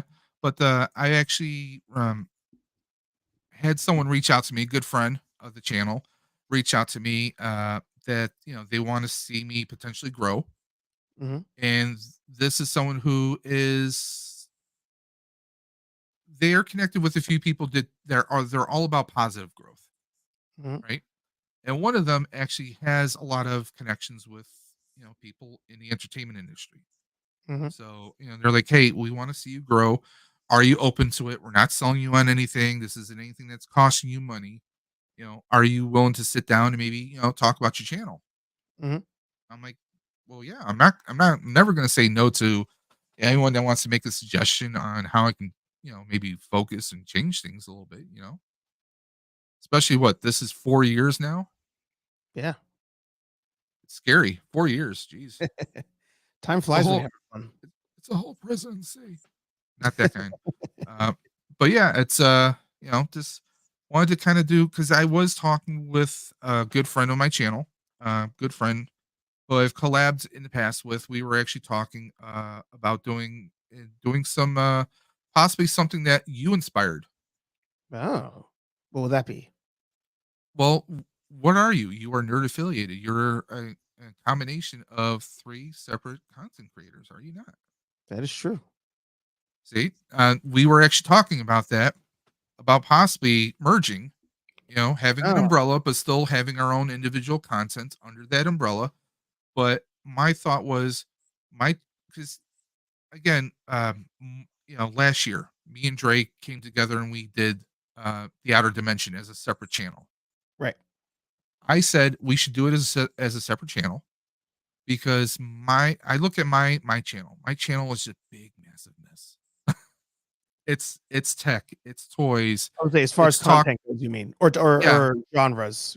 yeah. I cross the streams, to be Hmm. honest. You know, and I think that definitely. I mean, I'll be honest. That is, I see all the experts saying, oh, if you're gonna start a channel, find one focus and be that one Right. focus. You know, and I can see the truth in that. However, that's just not who I am. I'm Right. all over the place because that's just me. Hmm. I mean, let's be honest. Anyone who's seen me do a live stream, I'm all over the place. I mean, I'm talking about Stream for the Cure. I'm talking about, what I call BlunderCon. Uh, I was not a fan of that stuff, but that's just me personally. And, Oh, and s- sorry. Can we come back to that once you get? sure.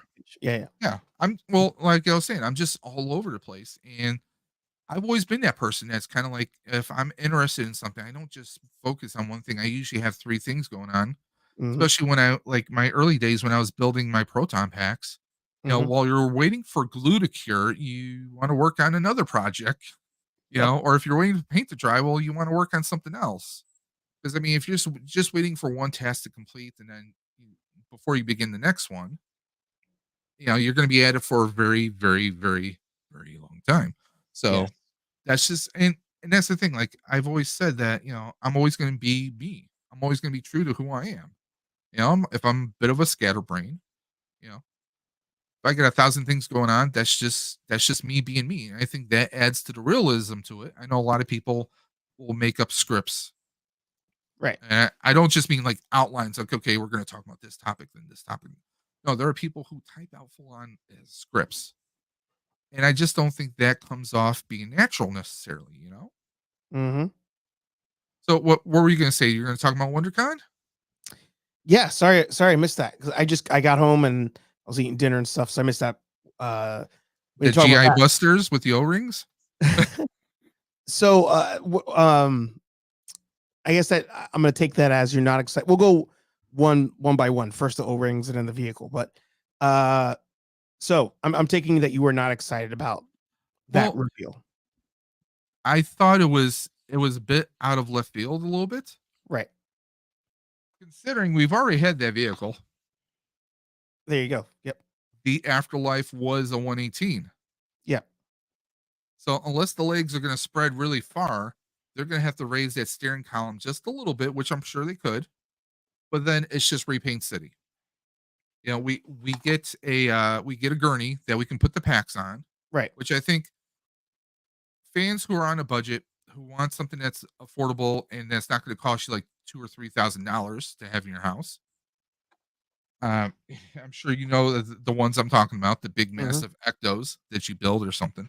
Um, I mean, this is the first time we're going to get where we can actually put, we have the gurney with space for the packs to go inside.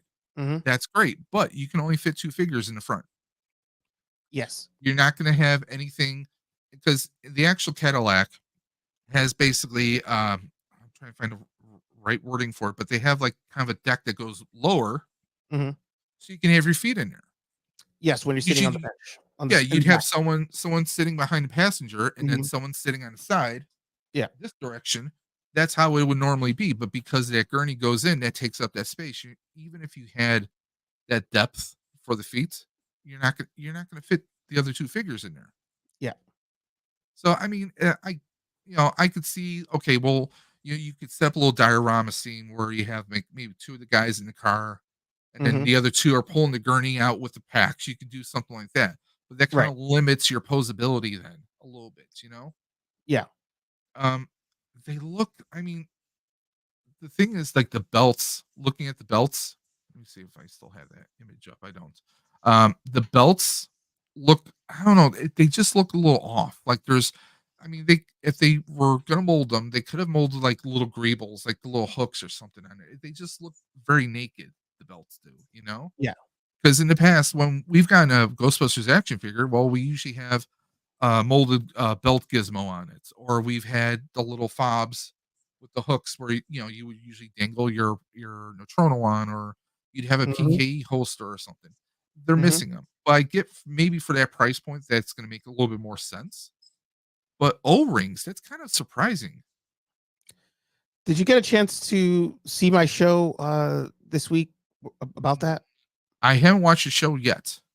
So This, I have a theory okay, on the O-rings, and it goes back to back in the 70s when we transitioned from the 12-inch scale GI Joe figures into the 3 3/4, right? It was all yes, about shortage and all that stuff. Sorry if I'm glitching for a little bit. I was hitting export on something, but um, so no, that it's that just the happened Matrix. because yeah.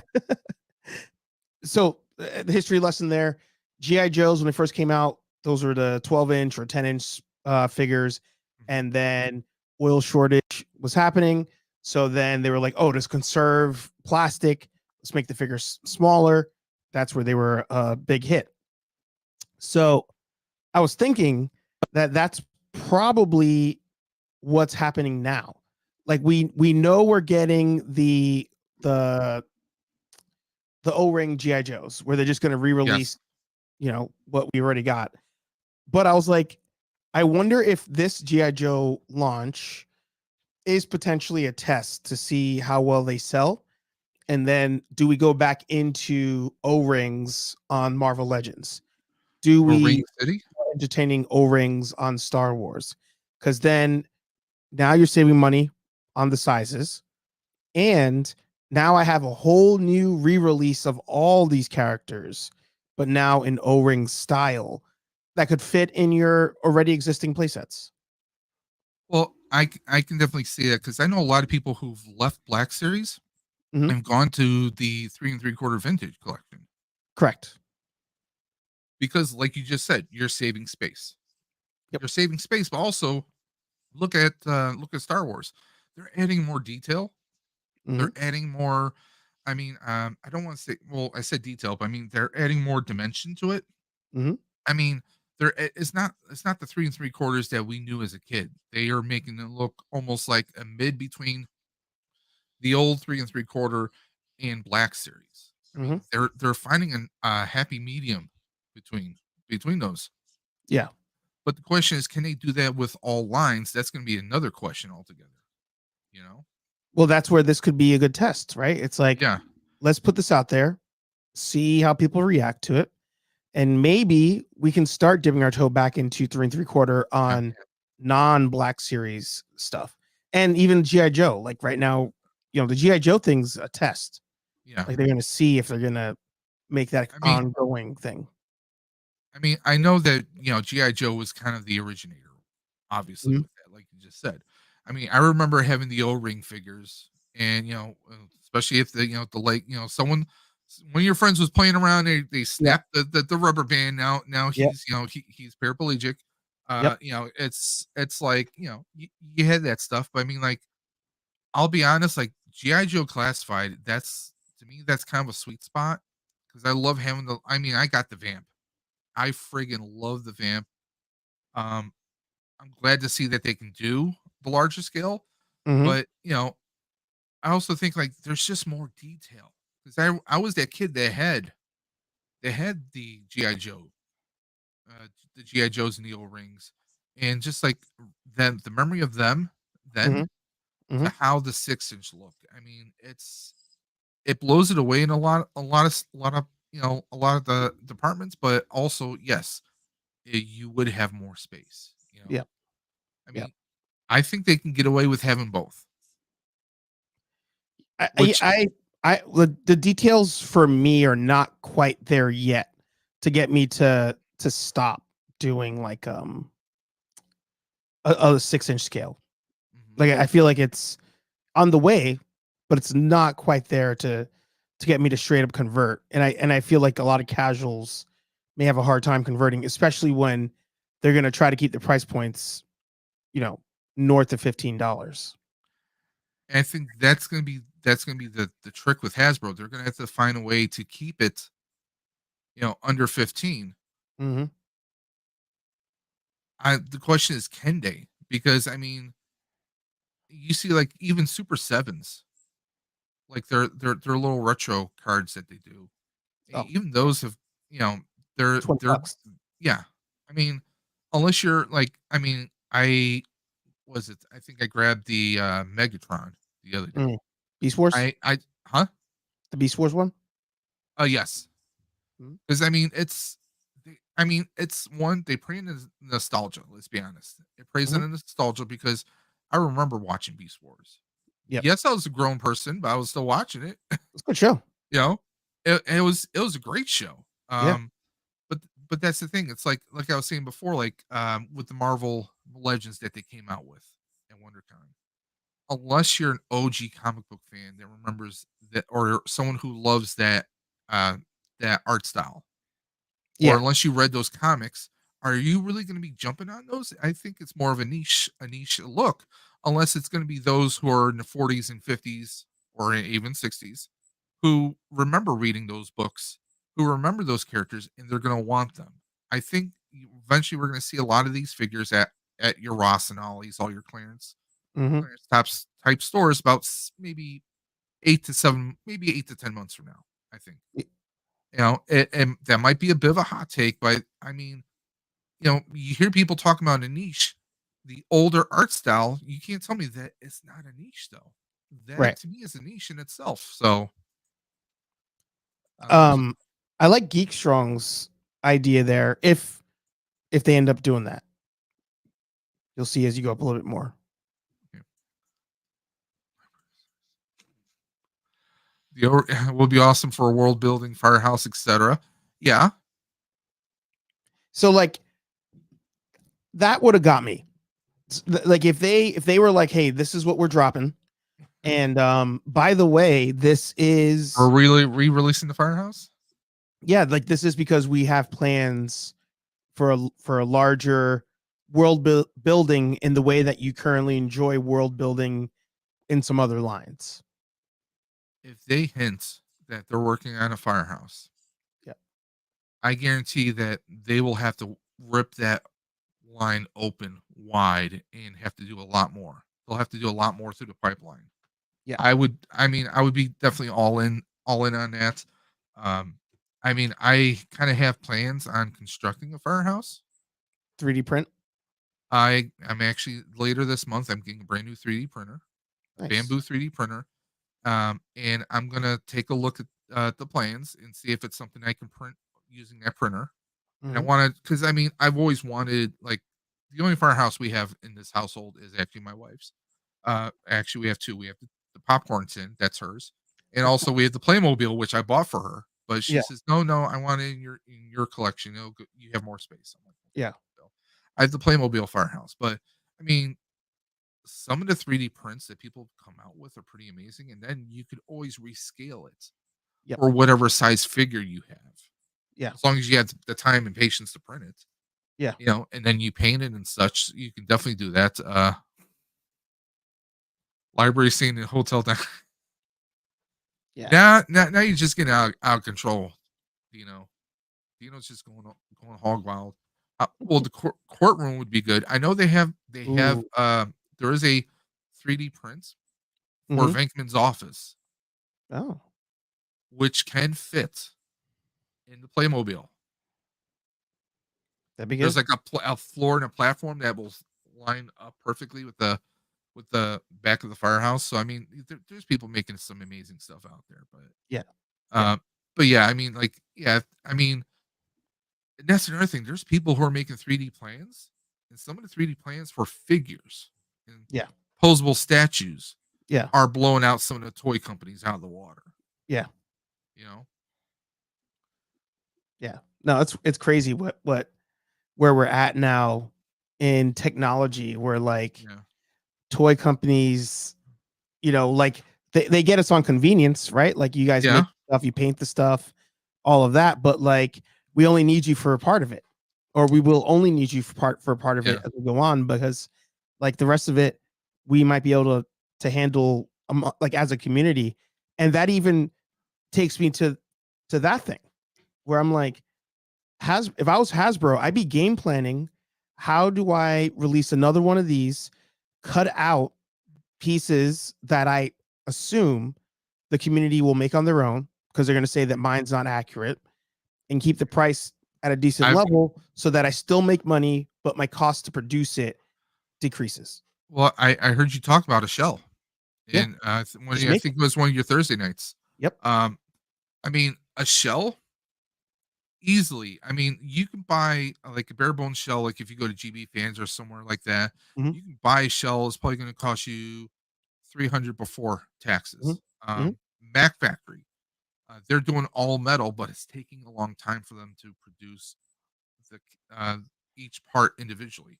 mhm. Um, I mean, yeah, I could see a plain shell, and then like, I mean, you don't have to necessarily do it as a HasLab. I mean, look at the lightsabers that they're selling for crying Yeah, out loud. yeah, I mean, you're almost at $300 for a lightsaber that's not a HasLab. yeah, You're talking like what 279, 280 for a plastic lightsaber that has LEDs in it. Give us a bare bones shell, we will buy it. If you do a yeah. shell, let's say $200, hell, Spirit Halloween, right? Spirit Halloween, their packs are what 250. 279. Okay, 279. Okay, so let's say okay, Spirit Halloween, get crafty. You can upsell. You can outsell anything Hasbro is going to do. You just make it so that the parts are interchangeable. Yeah. Or maybe they slot out. But I've known so many people that will buy a Spirit Halloween. You Oh, I'm a have. liar. I've You're right. I've I'm a liar. It's 249. 249. Okay. I know what I'm talking about. Yeah. I don't have No, my but I don't have my magic sauce. I only have water and orange juice today. I mean, it took me a couple tries. It took me like I think on my second or third pack, I learned that oh wait a minute, these pieces unscrew. Yeah, yeah, yeah. Yeah. I learned that the hard way. But yeah, you can take a Dremel, like technically the Afterlife, or not the Afterlife, but the Frozen Empire pack. Now you know how you have those two poles that stick out right above the cyclotron Mhm. on the one side. Well, technically, one of those is no longer there on the upgraded packs Oh. because you had that second post where you'd have that black hose connect onto the brass piece. That's not there anymore because now it's an all black elbow piece that goes right on the clip art base. Mm. So I mean, yeah, you can. I mean, a person can buy. Let's say you find. What if you find someone? Oh, I have a damaged spirit pack. It's cracked in parts. I'm selling it on Ghostbusters Marketplace, which is the thing on Facebook actually. Mhm. You find someone who has a damaged pack. Well, yeah, you patch it up. Take some. You can get some black glue sticks. They actually sell black glue sticks. You can use hot glue. Mhm. Make it look like it's welded. Like do a little story that it's a beat up pack. There you Mhm. go. I mean, Yeah. there's tons of stuff you could do. You could just you know Dremel that second post off where you take the post off. You still have a little circle where it went. Mhm. You flatten that out. Maybe use a little bit of some sanding until you get it nice and smooth and flat, nice and level, and then that's sealed up. I mean, there's definitely ways to mod the stuff out. That's one thing with my printer I want to do. Mhm. I want to 3D print a shell. It's Yep. gonna it's gonna take a lot of sanding, Yeah, yeah. a lot of JB Weld, some epoxy. But I mean that's something you could do. But yeah, Hasbro, make it maybe do that. I mean, hell, they could do a whole line of Ghostbuster prep packs. You can start off with the basic shell. The top part of the cyclotron, you could easily swap it out. You can order the RGB one instead of the movie ones. I mean, how simple is that? You've seen people 3D print the packs. Oh You know, man, plug and play proton pack. Just like you, the game. Spirits Unleashed. The game. You can swap out different parts. You can make it Spirits Unleashed proton pack. Mhm. I mean, they would be smart to partner up with Ilphonic because Ilphonic has been killing it with. They just did a new set. They have 4 different DLCs planned throughout this year. They just did the recent one. all you had to do is go to a Twitch stream, watch somebody for like, like 1 hour a piece, and it unlocked 3 extra skins. Yeah. They're gonna be doing Slimer later this fall. They have another one for this summer. They have Garaka as a big bad that you can fight. Mhm. You can also replay going against Sam Hain right now. I mean, there's so much they can do in there. I mean, I'm starting all over. I was playing it on PS5. Now I'm playing it on PC. I tend to do shooters better on PC. That's just me. But yeah, I mean, that would be a perfect thing. Like, make it so that, like, okay, maybe there's you have 2 screws you remove. And by the way, anybody out there who hasn't modded their HasLab, buy replacement screws. Yeah. Have you come across that? No, but Anthony in his last mod video, Yeah, he purchased screws that he replaced. that's the first thing I would like. Even before you buy any parts, take a Yeah. couple of screws out, go to your hardware store, find matching screws. There you go. Yeah. You want to buy a whole bunch for you and your friends. Yeah. Yeah. Because those screws, the heads, they almost feel like they're printed plastic, practically. I mean, I think Spear Halloween has better quality of screw than Hasbro does, which is sad. But I mean, yeah, I mean, What's cheap on there is the reverse, the part the screw goes into. Because yeah. I'm always destroying those posts that the screws go into. I'll be honest, like if I know it's the last time I'm going to be taking something apart, Mhm. like I'll hit it with some. I'll put like a little bit of epoxy, you know, or I've actually reinforced some parts with hot glue sometimes on the inside of Yeah. spirit packs. I've done that a lot. I love that they have. I didn't even know this was a thing until like my last spirit pack. Black glue. Black glue sticks for hot glue because you can do fake welds Oh, that's what you were saying on your before. Yeah. pack. Yeah. Yeah. I mean, that was always a game changer for me. Plus, Yeah. if anything spills over, it just looks like, part of the pack is just kind of like it's been patched up way too many times. Mhm. So, I mean, it's, that's the thing. But yeah, like you said, if you made a modular pack, Yeah. Yeah. it doesn't have to be a HasLab. Hasbro, I mean, we love the HasLabs you're coming out with. I can't wait for this fall. Uh, Personally, I'm hoping it comes before October 15th. That's just me. 'Cause that'd be my birthday. So, I mean, that's what I'm looking forward to is the trap and the fact that the trap comes out. The cartridge comes out of the frame. Yeah. Yeah. I mean, you go on Etsy, you're probably spending $500-$600 for all the electronics, the Yeah. parts and everything, and then you Yeah. have to paint it. Yeah. So the fact that they're doing that, and then the PKE, it's going to be movie accurate, and you're going to also be able to use it as you're not going to be able to actually find ghosts with it, but it does have an EMF Yeah. detector, which I think is going to be cool. You're not going to be, using it as a stud finder, but it's a nice little fun add-on that they have in Mhm. there. I mean, it's, you don't have to do HasLabs, but yeah, definitely if they made modular components like the gearbox, or swapping out the cyclotron, or changing out the power cell, I mean, or better yet, they just re-released Extreme Ghostbusters on DVD. I know there's some people who've made the 3D printed pack. That thing is just, I mean, that's like a bridge between Ghostbusters and Answer the Calls pack. And Mhm. not for nothing, I still think Answer the Calls pack is it's probably one of my favorite packs Yeah. because it looks like it was really patched together. Yeah. Speaking of patched together, Hey, hey Senor, Dre, What up? what's going like, are on? you gonna say something?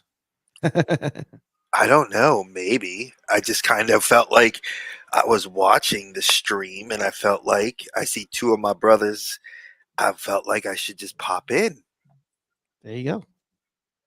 and I love Toy Talk, so I love hearing all the stuff that out of the four of us in the group have kind of opted into go Ghostbusters. Me with a Common Rider, you two with the traditional, and Colin going very, different but still traditional. I think the four of us make an awesome Well, little Ghostbuster I'm group. I mean, I wasn't traditional to begin with. I built a friggin' Back to the Future proton pack. I mean, you can't get any more psychotic than that. And that's one of the reasons True. why I want to. That's why I'm getting the 3D printers. I want to rebuild the Back to the Future pack even better and make it 1-to-1 scale this time and not 80% scale because I was 480 at the time. Wow. That pack looked pretty small on me. Yeah. An 80% scale pack, yeah, it looked pretty small. But I did like what you guys were talking about when it came to the O-rings, because I've just seeing that whole.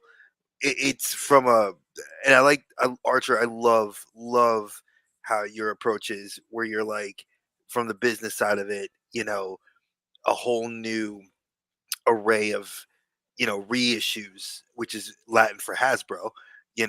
Hasbro's just Latin for that. Yeah. And and with McFarlane doing a lot of their production and creation, I could see that O-rings even going into like the page punchers Yeah. or all those, and you'd be able to see a whole wave of just Yeah. figures re-released. And yeah, that's cool from a marketing standpoint. You can get all those new collectors and the collectors that were like, oh, I want a world build. I mean, Mhm. an Avengers headquarters, a Justice League, Hall of Justice, the ghost, having the firehouse. I Mhm. mean, though that's just the tip of the iceberg when you think about it, when you go back to 3 3/4. But for me, that's the scale I don't collect. So that Yeah. completely alienates someone like me. But a guy that collects like Haya toys, like EC or like, Steven Fig Picks and several other guys I know, that's a whole. You can do some great fig photography. You can do some great stuff with that.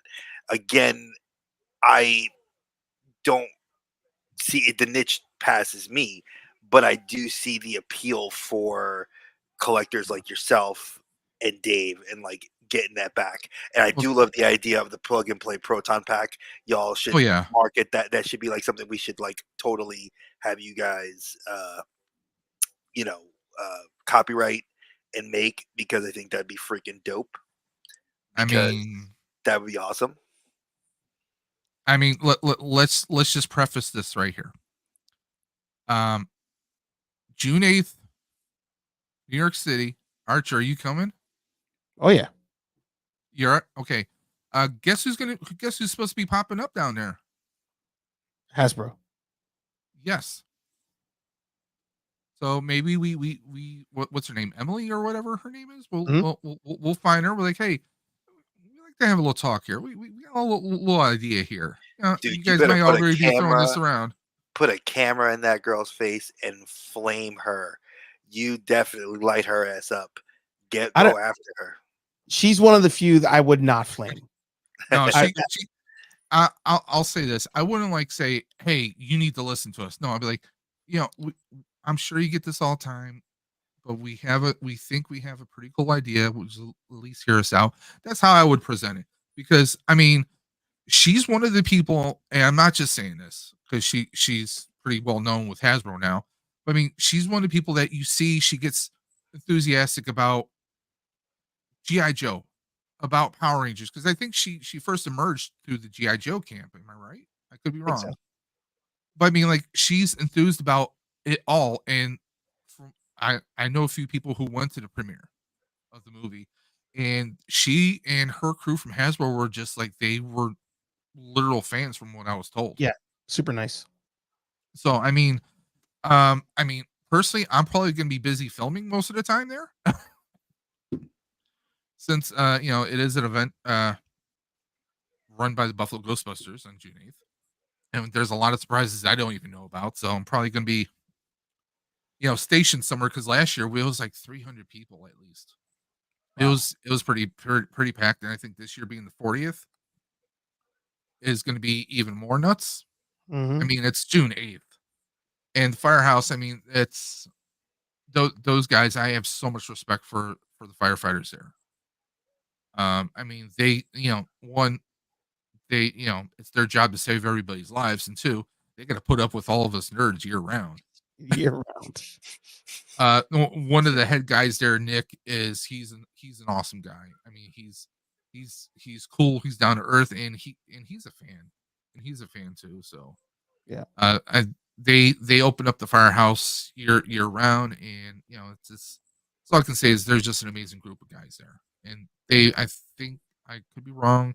I might be misquoting, but I think they lost the most people during 9/11 as well. I mean, they lost a lot. I mean, you know, for as much as a lot of people say, "Oh, well, I see people post, oh, the door is closed." Yeah, they were probably out on a call. That's why. Yeah. It is a functional firehouse. Yeah. But yeah, I'm looking forward to this year. It would be cool if we run into a someone from Hasbro, like, hey, we got this idea of like a modular proton pack where you can kind of swap parts out. Even if you make it geared towards kids, don't worry, us nerds we'll amp it up about 1,000 times over. Yeah. We'll put LEDs in it, even if it's just a plastic shell. We'll make it work. Yeah. They know. Listen, I think we all, the three of us gentlemen, can agree. And me with 3 kids, they don't market toys for kids anymore. It's all marketed towards us collectors. We're the big kids that are able to look at Century the Met Collector. Homeboy, his basement is a true testament to what my wife said. Things you couldn't have when you were little, you get Yep, I now, get it. and now you have it. And now that you have it, because you work hard for it, you can display it. You can show it off. Mhm. I mean, like Archer, I love looking at your backdrop because I see that Dragon Dagger. I see that awesome proton pack.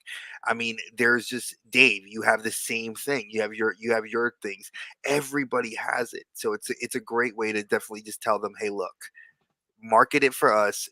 We'll Mhm. buy it, because no matter the price point, fans are Well, fans, and if it's useful and it's something different, of course they'll go for it. Yeah. But hey, I gotta Yep. run. Good talking to you guys. I'm As still gonna be always. listening, but I have to jet. So Yeah, yeah, the missus is summoning you, I sense. your spider senses are good.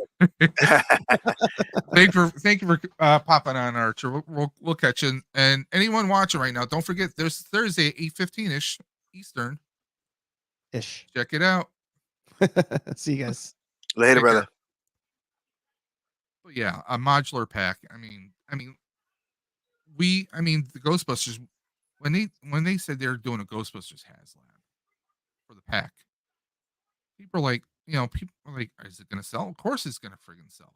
Maddie Collector. Hold on.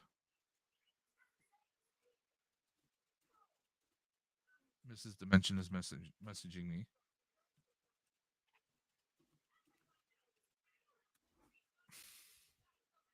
So Mattel, they had the wand, they had the trap, they had the PKE.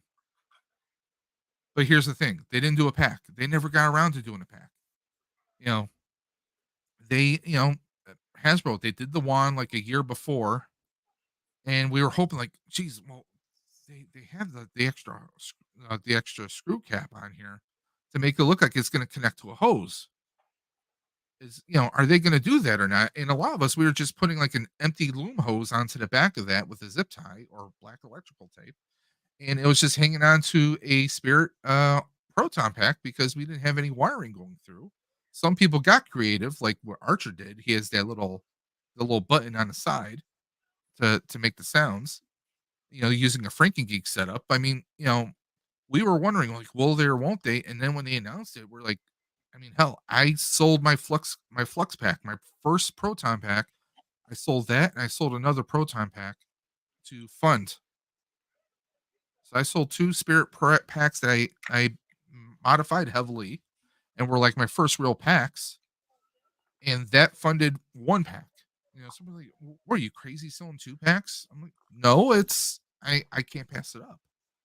It's a 1-to-1 scale proton pack. It's going to be so much lighter." And I have a 1-to-1 scale Bennett Kent. That thing is friggin' like, you want to talk about losing weight? Wear that thing around all summer. That thing is heavy as all hell. But the HasLab is so much lighter. It ran on batteries. Of course, a lot of us have taken that compartment out and put a Talon Cell battery pack in it. But it's, they made it, and they made it in mind with fans, that they knew, oh, we're going to put an extra switch under the gearbox because we know fans will wire other components into there so you can turn it on and off from the outside. I mean, they engineered it. They were really fans making for fans. And I think that was probably the first time Hasbro really had that. Excluding classified series, let's just say. You know? But man, if they did that, if they made a Spirits Unleashed proton pack that was modular, where you could slide out components and everything was plug and play, it would be over. It would be over. It would definitely be a game changer. I think it would actually do a lot of what you're saying, which would be opening up that market and creativity I mean, to not there's to it would everyone, because it would including be a someone like myself. cosplayer's dream because like even for you, that would be a dream for you because um I don't know if you haven't played Spirits Unleashed, have you? I I've did. seen you have? Okay. Mhm. There's some wands where you have a big massive barrel, somewhere you have you have a hand grip on the side, right? Mhm. There's some, and the one I really like is there's a mod on there where you can actually swap out the center box, gear box, or the gun box and the wand, and it has a PKE that works. So you don't really have to switch to your Yeah, PKE. You can just use it looked like the aliens, like the gun yeah, from Aliens, where it had yeah. like I the mean, radar, which was there's I think looks dope. there's stuff that will help you cool down quicker, or there's tons of different components where you can just swap out. I mean, yeah, you make it so that we have a base, but the base also allows you to swap out different components. I mean, if they made something like that and they sold that as a base, and then they sold the difference, they could do limited runs on the other components as a test. And if they sell out, then they keep doing additional runs. You know? Well, you also know, like, companies like Spirit would definitely jump in on that, and they would do like, "Hey, get this exclusive piece you could only get at Halloween time from from late September till November, for the first week in November," I mean, and then you'd have like, oh, all these, you'd have a it lot could of be exclusivity. You'd it have could be S- well, you could do Halloween. You can do, I mean, you can do the month of Halloween. You could do June because of Ghostbusters Day. Or anytime a Ghostbusters movie came out. Oh, we'll do one in November. We'll do one in this month or this month. well, You know, think of Comic Cons. Like, think of yeah, how conventions they did exclusive Funko Pops. They could make like, hey, get this exclusive part. It has that would yeah. make it where you would worthwhile to An go to the booth. SD, an You know, SDCC exclusive, and an yeah, NYCC exclusive. yeah. That Emerald would City, it would rip it. get this It green would thing. it would it definitely would be a game changer. I mean, I know a lot of people want that hand cannon. Yeah, that was dope. But here's the thing. People already made it. There's people on Etsy. There's people on Instagram. The Scaleri brothers have already uploaded the plans at no cost. They uploaded plans, but they're also going to sell it assembled. But I'm sure there's going to be revisions done to it already. But that's the thing, Ghostbuster fans, we don't friggin' wait. There's a guy that designs the kits for gbfans.com. Spongeface McGee. He's on Etsy. I don't know if he's on Etsy, but I know he's on obviously he sells stuff on GB Fans, but he also has his own eBay page. He's sold, excuse me. He has sold upgrade kits for the electronics, for the spirit traps, like these aluminum pieces for the side panels, and just to make a plastic looking spirit trap look like a real legit movie prop. Um, I mean, there's so many people that make the stuff like Frank and Geek and so many others. I mean, yeah, definitely if they did a modular trap or a modular pack, it would be over. I honestly, and this is just the I guess what like pragmatist in me. I don't think they would.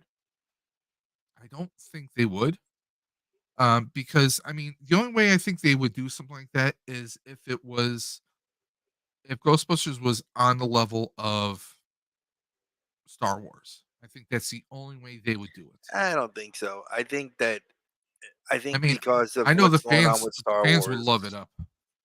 what's going on with Star Wars right now, you there's a lot of what's I don't want to say negativism towards it, but like to not go off on a tangent on your show, but slight tangent.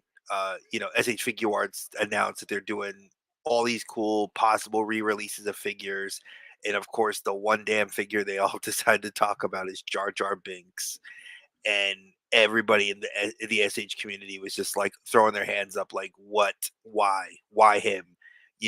And several big YouTubers already covered it.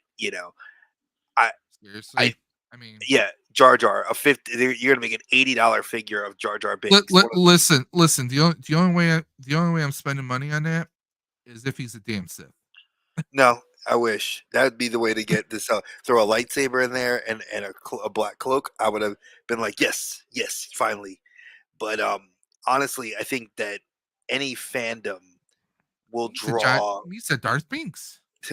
I think any fandom would draw that level. I think Ghostbusters has proven to be the most one of, if not one of the most successful behind Transformers and GI Joe Classifieds when it comes to their HasLab projects.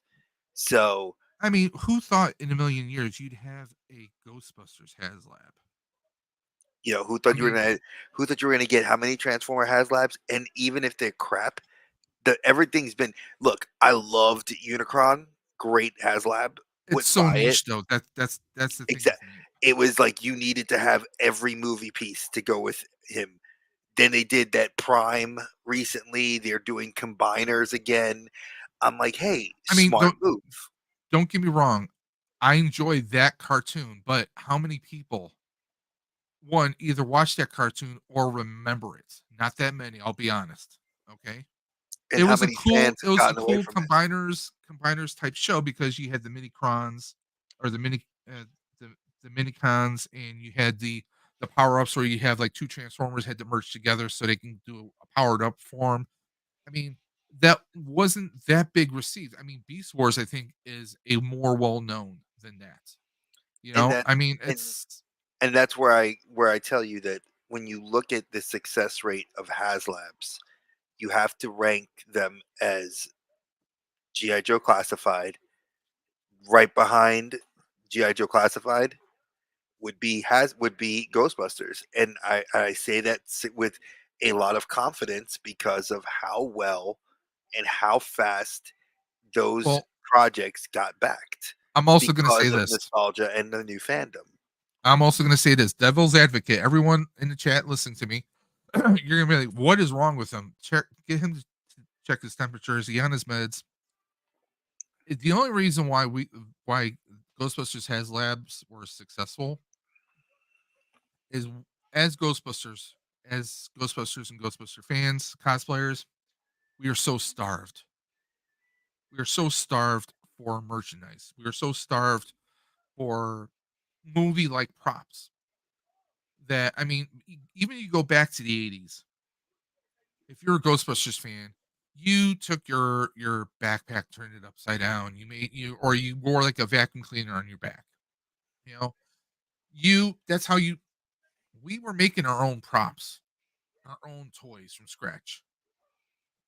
So the fact that someone's gonna make it for us, and they're gonna make it pretty damn accurate to screen accuracy. Here's my wallet. Here's my wallet.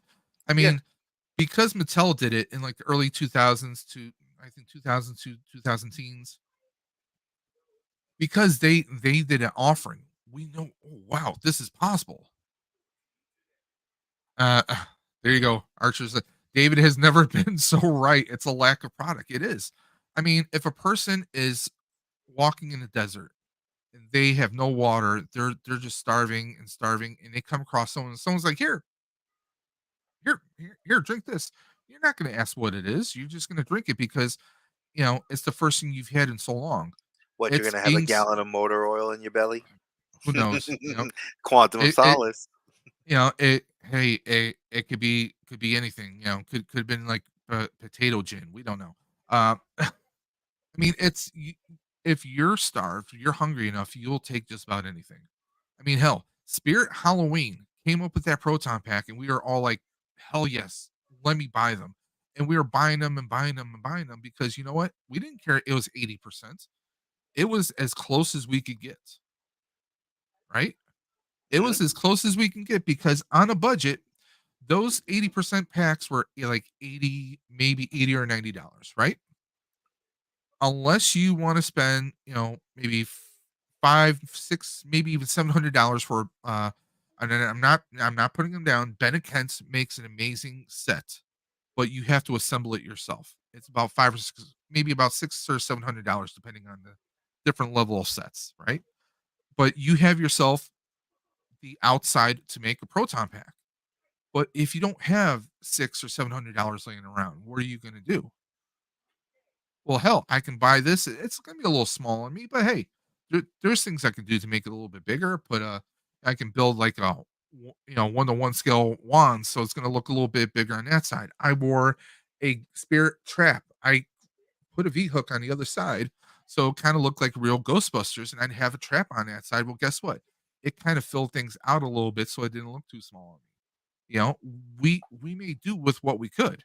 You know, but yeah, Spirit was kind of like rekindling, like, oh, Phantom, oh, we can build affordable packs now. We can do stuff. We can take this plastic looking shell, we can repaint it, we can do weathering. I mean, the one, not the Back to the Future, but the black one I had, I weathered the hell out of it to make it look like it might have been a real, like, since been around since '84, right?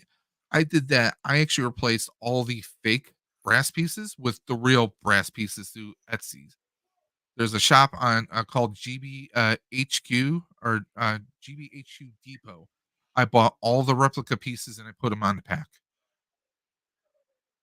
I put a real clipper valve on it. I mean, I did everything because I wanted that thing to look as close as possible. And that's the thing. You can buy a Spirit, rip out all the electronics, and you can put real electronics from GB Fans or some other company in there, and it's gonna look 10 times better. We're a modding community. So the fact that they're like, yo, yeah, we're gonna come up with a proton pack. It's only gonna cost you $400. Considering my 1-to-1 scale cost almost 3 times that. I mean, hell, if I would have had the money, I would have bought 2 packs. That's the thing. I mean, they yes, they know that, oh, the Ghostbuster fans are starved. They've never had anything like this. So now, oh, we're gonna throw anything out there. Oh, you know, they're asking for another proton pack. No, we're gonna give them the PKE and we're gonna give them the Ghost Trap. And we're down for it because with the Ghost Trap, you can take out the red pins and put the silver pins on there. Now we got Ghostbusters 2 sounds inside of it that we can unlock. And there's so much playability, there's so much cosplay in there that, I mean, there's so much you can do with it. And people who bought multiple ones, they can, of course, they're going to resell it, but also you can have people who can mod the hell out of it to make it look like the Ghostbusters, the video game trap. Or you can have people who paint it to make it look like a real Ghostbusters trap. Or there's going to be people who are going to be modding the hell out of those traps. I mean, people mod the hell out of the Spear Halloween traps as it is. See, Archer says he wish he bought two boxes, the two in the two in a box. I mean, it's serious. Like, I mean, I was technically out of work at the time, but my wife reached out to one of our friends, says, "Hey, can we borrow? I want to borrow some money."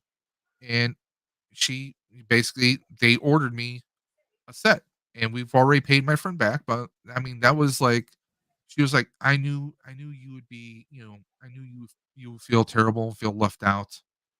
So I wanted to make sure you got it, because I mean that's the thing. Ghostbuster fans, we get real passionate about things, and I mean, someone like me, I'm in a charity cosplay group, so it's not just like, oh, this is for my collection. I wear the pack out. I wear it to events. That's why I mod my pack because I take pride in it. I want to personalize it and such. But yeah, us Ghostbuster fans, we will you put anything Ghostbusters out there. I saw people who were buying vintage Ghostbuster proton packs from the '80s, and I've seen people who've painted them, put electronics in them, to make it look like if you took the toy one from the 80s, you remember the blue one with the Yep. yellow foam? Yep. They've taken that and put electronics in it, Dre. I believe it. I mean, Okay. it's when I was watching the movie with the wife, we laughed because when they saw that commercial of the little kid aiming the proton, the wand, and then the Yep. little plastic part at the end, my wife and I looked at each other and just giggled because I was like, that was me. I remember my parents getting me that one Christmas, Yep. and I loved it because I remember having the trap with the little foam the red plunger, and you I see. press it and it lit up. I didn't have either of those. Like literally, I turned my school backpack upside down. I had like a little wire hanging out from like inside the zipper, going to like a Lego thing I had. That was my proton pack. Oh no, the only That was reason it was that pure imagination. Okay. no, I got a proton pack because I like basically begged for the entire year, and then my cousin ended up getting the whole thing, like because they had like the cosplay jumpsuit, and then he had the trap that when you threw the trap out, like it had the little light inside of it, so Slimer would pop up in there, so like you could look at you were trying to capture him. I mean, he had all that stuff, so they got me a proton pack so I could play with him, and I loved it. But again, it's you know I think you're right. When you're in the desert, and I borrow the line from Quantum of Solace, you'll drink anything to sate your thirst, even if it is a gallon of motor oil. And that's what I believe. People will get I like, mean, here, this yeah, picture let's right go. here. This is actually GB News. Jason with GB News. These are his packs. He did a 3D printed pack. You see how shiny and just like that's just. I mean, that's Looks what cool. fans do, and he weathered the hell out of this pack here. I mean, that's what fans do. And I You think know, that that's what's starting to happen now a lot in the common writer community. There's a lot of people that are doing something very similar that are starting to reach out to 3D printers, not for just the helmets, but they're actually reaching out for like the for the drivers. drivers. Yep. Yeah, because they realize it's like, yo, if you miss I out, mean, from a driver 20 years ago, it's $1,000 now. so if you're lucky to even find one that works. those who might be looking at this saying, "Really, a pink pack?" This is just one pink pack. There are dozens of pink packs. One person I knew did a My Little Pony proton pack. I've I seen the mean, there Hello are Kitty people. one. Yep. There are uh, people who do the slime blowers. A friend of mine has a slime blower. Here you got Ernie Hudson actually posing with the guy. Actually, we're taking a picture with him at GalaxyCon this year. Yes, keep rubbing it in, man. Just No, no, not rubbing it in, rub man. it in. I'm excited. I'm gonna see if I can get you an autograph. Homemade cardboard. You got to respect it because look at the detail. I mean, everything That's here. Listen, You got. we I got li- nothing but respect. listen. We always can talk about people doing things on a budget, especially nowadays. Oh yes, Like if I could find that wand, the new wand, I'd love to get it. I've been unable to. I've checked a couple different targets, but I haven't seen it. this is someone who made a homemade Extreme Ghostbusters pack.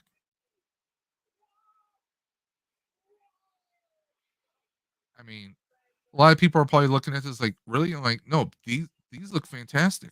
If you watch the cartoon, I mean, it's you give a person this is someone's just their own imagination of a pack. Think of Fallout.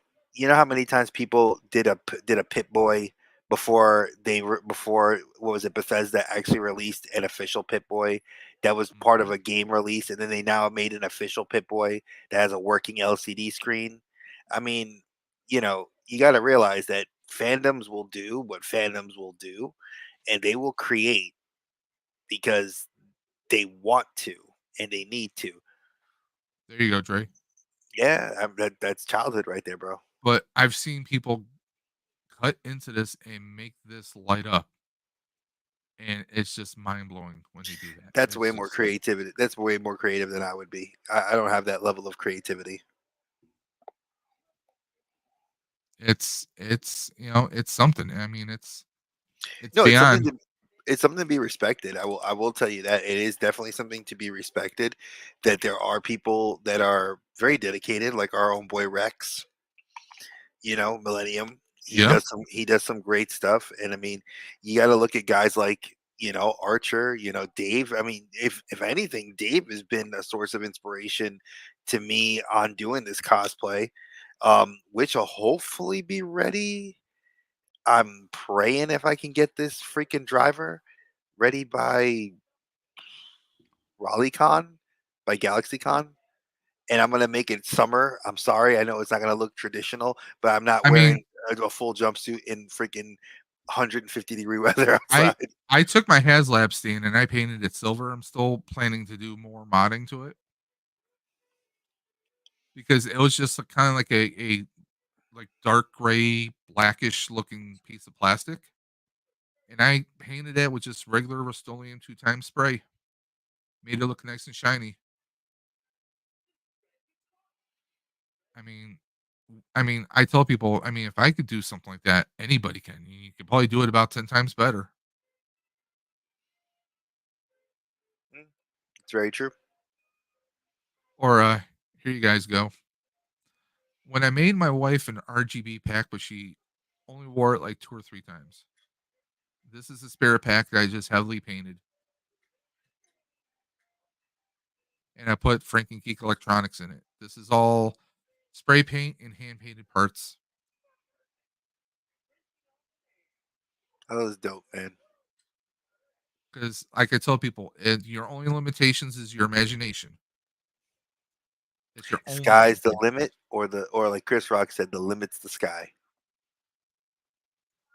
Was that before or after he got hit? I think it was after he got hit because he was definitely feeling something.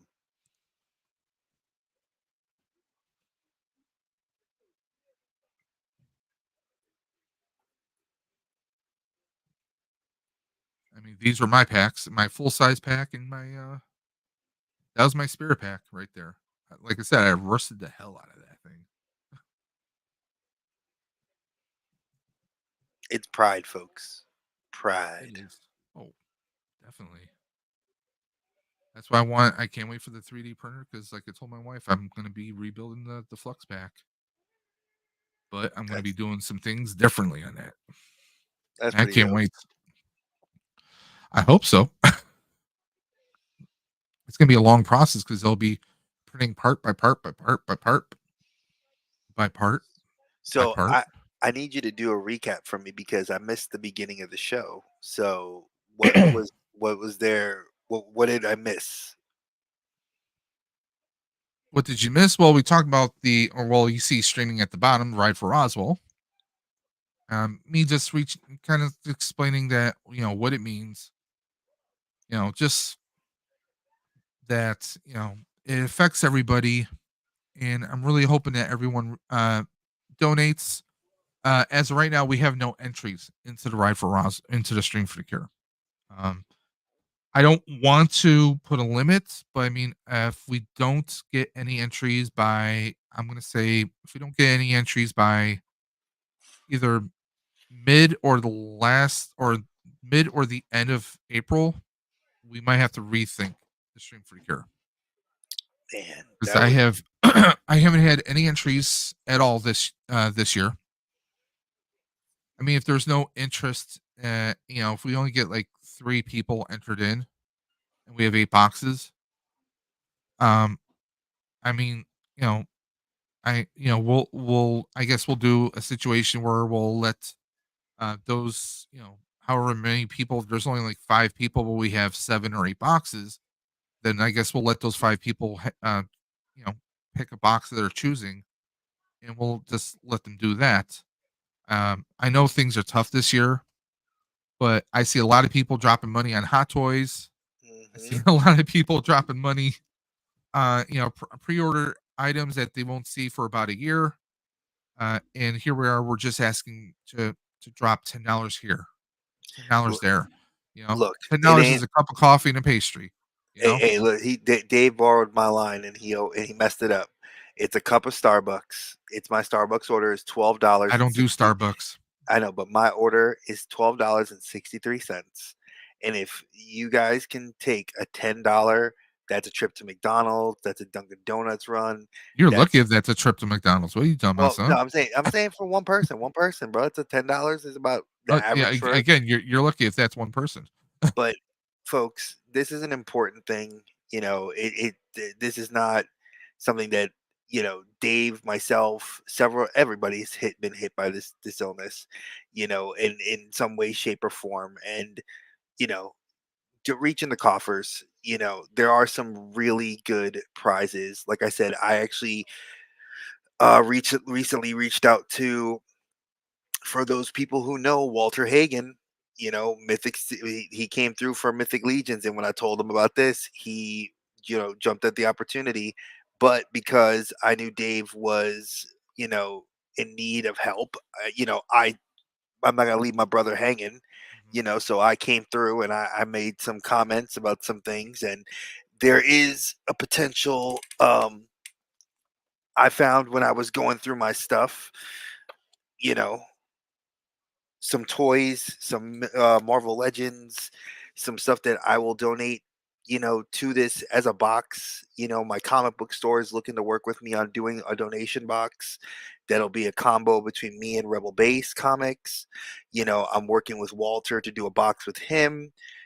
So you guys can see that there is an interest in doing this, just because, a lot of us get busy, bogged down, buying whatever, you know, I'm gonna if Dave doesn't mind, I'm gonna just jump on my soapbox for 2 seconds. I just got hit 3 weeks ago with some major health news that has changed my whole life perspective, and it has put me to take a lot of pause in a good way.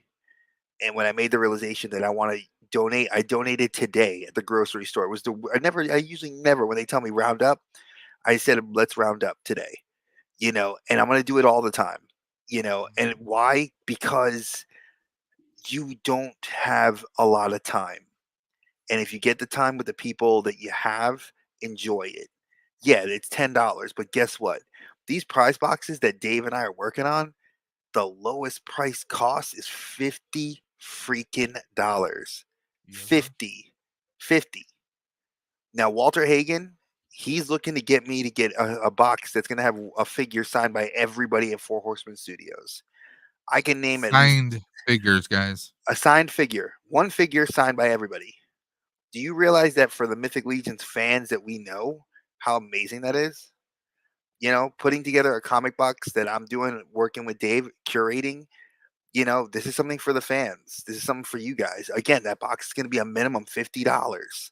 Yes, sir. $50. You know, this is important. And again, if you don't have it, that's fine. Do the one thing you can do. Share it. Share it on your social media. Reach out to Dave and ask him. It's all in the video description below, the link to donates. And like I said, you can share that. And Rolando and Dre, a lot of people are actually friends with me on Facebook.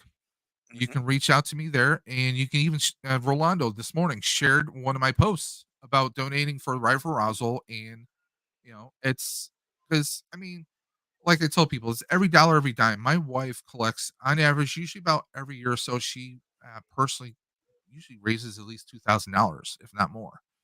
A lot of that actually comes from loose change. She bowls every Thursday at her local bowling alley. She goes around and she'll ask people for any loose change, and they know she's got a little right for Roswell piggy bank, and she goes around and they always give her loose change. Sometimes they drop dollar bills in it. You'd be amazed, a few bucks here or there, it can make a world of difference. I think she's probably from that alone, she's got several hundred just from that alone. And maybe you have like a 30-week bowling league, you get 50 cents, a dollar here, a dollar there, or maybe you have a thing It adds up like real quick. or you say, hey, this is gonna be right for Roz, we're gonna do fundraising for cancer. Every time, your last, let's say your 10th pin, you call your shot. If you miss your shot, that's 50 cents or a buck or whatever into the kitty, into the piggy bank, right? You can do like little games like that, but you're not going to feel bad because you're helping out cancer. So I mean, there's little things that you can do.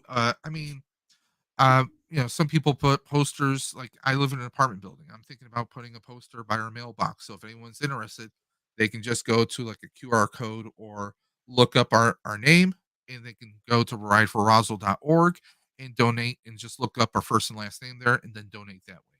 I mean, there's a lot of things, and like I said, I'm not handling any money. You go directly to the website, you donate $10. If you want to donate more, you know, bless you guys, you know. I'm sorry, I'm But not laughing at Dave talking. I'm just laughing because we don't like to handle money because you never know. I mean, a Christmas tree at the mall doesn't get bought anything. yeah, and plus, Hot in, take. in all honesty, I mean, personally, I've seen people do fundraisers online, on in the YouTube community, but we never hear the results. That's why whenever I've done streams, I've done fundraisers, I give as much information as I can. I believe in full disclosure. That's not always the case. That's why I want to make it clear. You're going directly to Roswell's website. You're donating directly to them. Nothing passes through me. Okay, because sadly there are people that are just in for selling their merch or into promoting themselves for this thing. I'm not promoting myself. I'm promoting the Ride for Roswell. My wife has lost several people in her family to cancer. I I've have lost two. my father had cancer. We found out the day he passed. I mean, that's a hell of a thing to find out, when that happens. I I have a lost my cousin mom. I have a family member right now who is battling cancer. She's in stage 4, and I know the odds are against her, but I'm one of those people that you have to believe against those odds, and I'm hoping she comes through. It's something that, I mean, yeah, is it a little bit more does it feel a little bit more personal this year? Yes, because this is someone I've known practically my entire life. So, I want this person to come through. I saw a picture of them posted at Easter. They looked fantastic. This person was also raving about Roswell on how welcoming they make you feel. They don't make you feel like you're stuck in a hospital. They make you feel like people are there to help you. So that's what this is about. This organization, this center has been around since the late 1800s. It's been an institution for well over 100 years. The ride itself has been around since the late 80s. It's been around for a couple decades, guys, and it's not showing any signs of stopping. Right now, past couple of years, they've been on track. They've been doing about 5 to 5.6 million a year in fundraising for the Ride for Roswell itself. Just that alone, they're aiming to do 6 million this year, and I'm going to do everything I possibly can to help them get there. But I need your help too, guys. That's why we're doing this. I mean, come on. How many fundraisers do you see where you have to drop only $10 to be entered in on 7 separate prize wheels? And like Dre said, the lowest prize wheel retails for about $50. Mhm. That's the lowest one.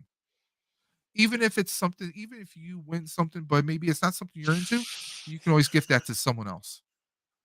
Okay. We're all about that. It's We've seen that happen on the fundraiser that Colin sponsored that we did with him, and people were actually, I don't want the gift box, but you can give it to this person, and we Yeah. sent it off like that, and that to me means a lot to not just the community, but it shows Yeah. that you can do something more to help somebody that's less fortunate because there are collectors out there that are struggling right now that don't have the ability to go out and buy stuff. We've all been there.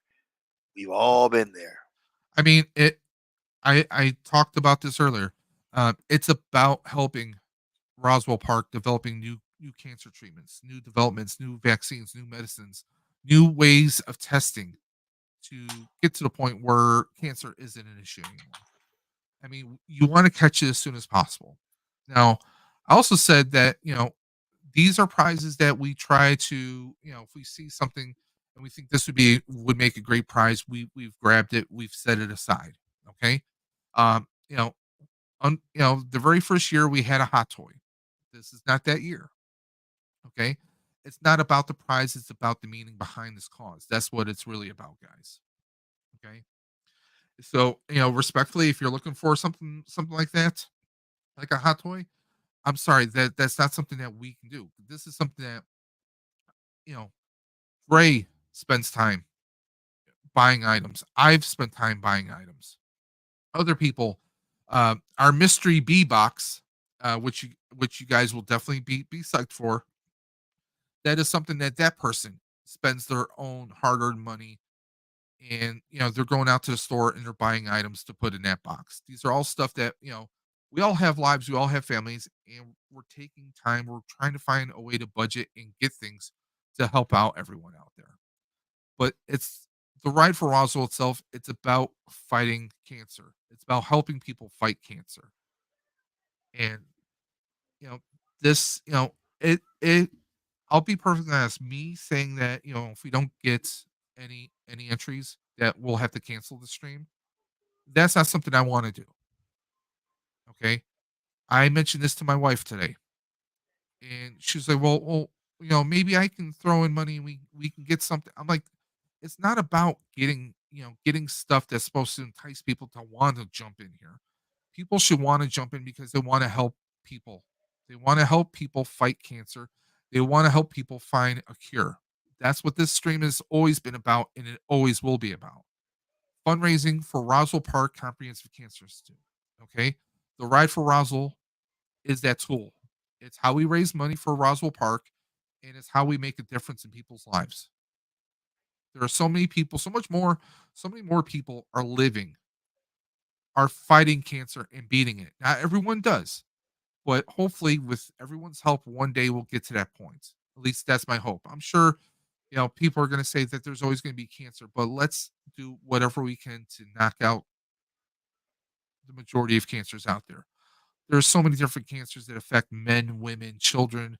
No matter how strong you are or your state of health, you could have someone who could be Mr. Olympia, and that person might not make it through cancer, but then you might have a toddler that somehow finds the strength through treatments and beats it.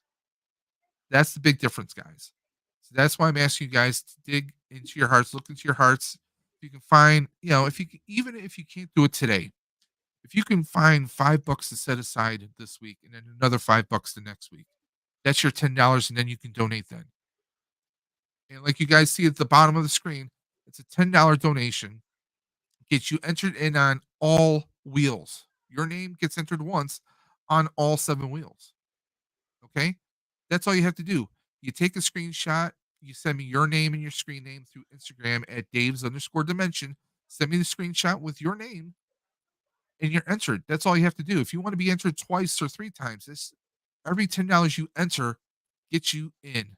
So if you want to donate $30, well, that means your name is entered 3 times on each wheel. Maximizes your chances of winning, guys. Last person standing, but like I said, I want at least 10 people. I want to at least get 10 entries in to make this worthwhile. I mean, and when I say worthwhile, I'm not saying, even if we only raise $10, it's still going to be worthwhile because it's still going to make a difference. But I want to make as much of a difference as possible. Um, for anyone who's lost anyone to cancer, or even if you haven't, but maybe you've known someone, a friend, a family member who maybe they lost someone to cancer, or they know a friend who lost someone to cancer. It affects us all. Okay. You never know. The person that you donate money, you donate to Roswell, you never know. The person, they might make some miracle. They might come across some breakthrough that they share with all the other cancer research facilities across the world. So that, if you come across someone or you have a loved one who comes and finds out that they're positive with some form of cancer, that breakthrough that Roswell came through, that might be the breakthrough that helps them. You never know. I've never wished cancer on anyone, and I never will. But you just never know where a breakthrough is going to come from, guys. That $10 you donate can make the world a difference. Like I tell everybody, every nickel, every cent, every dime makes a world of difference, guys. So that's the stream. We talked about that. We talked about my numbers a little bit tonight. Congrats on 2K. Yeah, well, I like I told Archer, I can't rationalize what's happening with my numbers. Because as of tonight, just go back here. Last video, I mean, let me see, when was the last video I uploaded? Last video I uploaded was a Mega Demon. was back on the 25th, right? Mhm. And we broke 2,000 on, I think it was Sunday. Yeah, that's why I saw your post. Yeah. So I don't know if it's Ghostbusters content or what. But I'm a little well beyond 2,000 right now. We're sitting at 2,029. I don't know. I I I want to blame it on the Ghostbusters stuff because I've done some mods, and with Frozen Empire being, I think a lot of people are just watching those videos. But whatever is happening, it's after 4 years, it's kind of crazy that I'm at that. I'm not complaining. We'll see what happens with the future because, like I said, I told Dre off camera today that I may have some potential help in the future. Mhm. Um, I don't know what's going to become of it. Had someone reach out who's interested in possible sponsorship, but we'll see. I've been down this road before, and it turned into nothing. If it turns into nothing, then it turns into nothing. You guys know I'm going to keep on going. But I also spoke to a couple other people who um, do very well with their channels, and they said they want to try to help me, not financially, but help me. Maybe find better way to structure some of the content and possibly finagle the algorithm. There are a lot of people who are mm, insanely awesome with the algorithm. I'm not one of those people because I'm always into so many different things. But then again, you guys have heard me talk briefly that I'm getting a 3D printer. So maybe I might shift to more 3D printing content. I'm still going to be a nerd. I'm still going to, buy action figures that I really want. Although those may be the last Spideys I buy for a little while. We'll see what happens. You're not gonna pick. I'm sorry. I have to ask. You're not picking up Last Shot, or Last Stand, or Uh, any of those. I'm I mean, I looking. got them because I had to. I mean, I need them Yeah, for the collection. I've been looking at those. So Hallows Eve. I mean, hell, I still want I Scarlet Spider Man. He's sitting over here. I'm looking to get that Mayfix. I I already told still you. I still have my statue up there. Yeah, I know. I'm looking at my Mayfix. I might. I'm making the jump. You know. I like. I trust me. I've seen it, and I think a lot of people are starting to see the writing on the wall with the companies here in America. I mean, if you're Hasbro, if you're collecting classifieds, that's probably about the best you're going to get because Transformers is tanking, Power Rangers Well, non-existent. I spoke about the Marvel Legends that came out this weekend, I saw the and previews; they look terrible. I'm well. I already said I'm not a fan of any of it. It's just unless because I wait, I my whole lie, thing is I lie. I it's a pre-ordered one niche. of them. I pre-ordered It's a one of them. For me, it's a niche. Okay, and the way I explained it is this. Sorry to reiterate, guys. I know everyone's listening to chat. Hey, Zombie, Mega, Mega's been popping back and forth. Um, unless you are a fan who read the comics or you're a fan of this art style, I think that's the only reason you're buying these. So okay, the Hot bottom, take, I know. he's the last one, the last figure with that cape. He's the only one I pre-ordered. You mean the one that looks like Doctor Psycho and the father Yes, from Invincible smashed yes, into one character? yes. I felt like I tell wanted to me kit he bash it. I want to kit bash it into an Omni Man. Tell me he doesn't look like Doctor Psycho and Omni Man mashed up Oh into no, one person. I'm gonna kit bash the I'm crap saying. out of him into an Omni Man. Like I pre-ordered him. I was like, okay, yeah, he's an Omni Man. But I mean, full disclosure, I don't know anything about this character, but just based on the look, I don't like how the cape is. Because, sorry guys, I'm chewing a cookie. Um, But the cape coming over his shoulder, that's going to limit arm movement for that for that arm. Well, that thing comes off. I think it comes off, and if it doesn't, you get your little hot water bath or your blow dryer out and Yeah. get him out. I'm not picking any other figure up out Or of I that mean, wave. He I'm looks sorry. cool. He looks Ah, cool. I just wouldn't buy him. oh. You know what? He looks like a space pirate who's going shopping. He's got he's got his He looks merce. like he looks like a pro, He's he looks like a cosplayer he looks like an yeah, anime but cosplayer we that doesn't want to know what he's doing. I mean, this looks like something like if you had a more I don't know, more pirate, less space outlaw, like Corsair. I mean, in this satchel here, we've seen this used so many Come on, times on goblins. Zorro. It looks like Zorro. Goblins. Yeah, the Yeah. body style is the Yondu. And That's the this Yondu gold one. and the gold the semi-transparent gold chain. I mean, I don't know. It feels really. I mean, obviously this is a 60s, 70s look, and it's that art style. So if you're a retro person, more power to you. It's not my bag, baby. Okay, but unless you're someone who read these comics or enjoys this art style and you want this figure for your collection, unless you're a completionist, unless you're someone who's into that art style, I think this is niche. Let's be honest. AKBG. If you're looking at this, hey Aaron, if you're looking at this, okay, you're not going to be getting teenagers or 20-year-olds unless they're going to be rereading those comics digitally online through an app or computer or whatnot.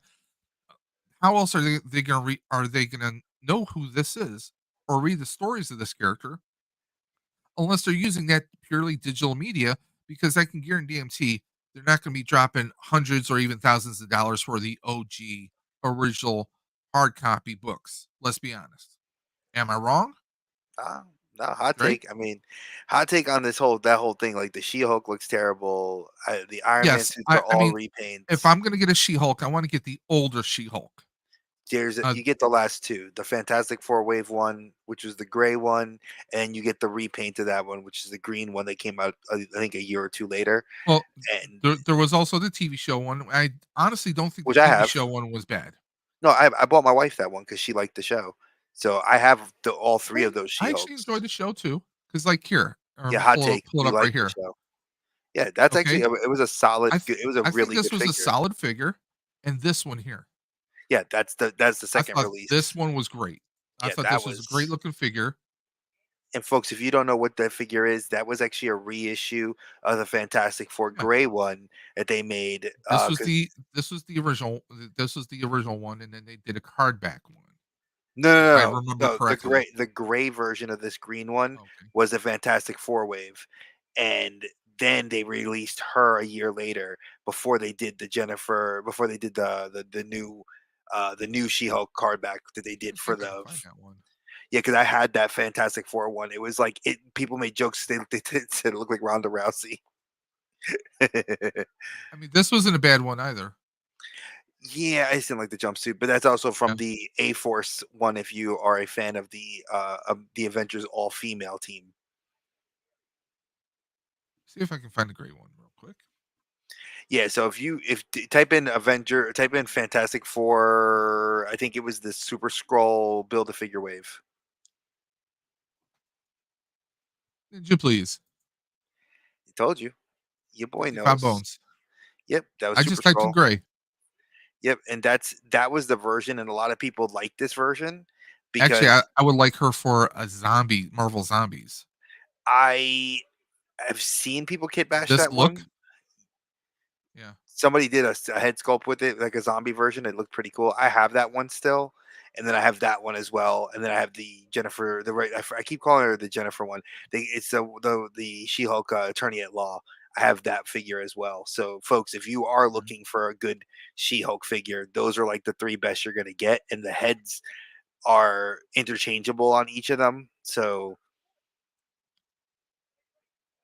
See, to me, this looks more She-Hulk than the recent one that they just released well, for MCU. WonderCon. Okay, so yeah, and we're not gonna talk about WonderCon because WonderCon was crap.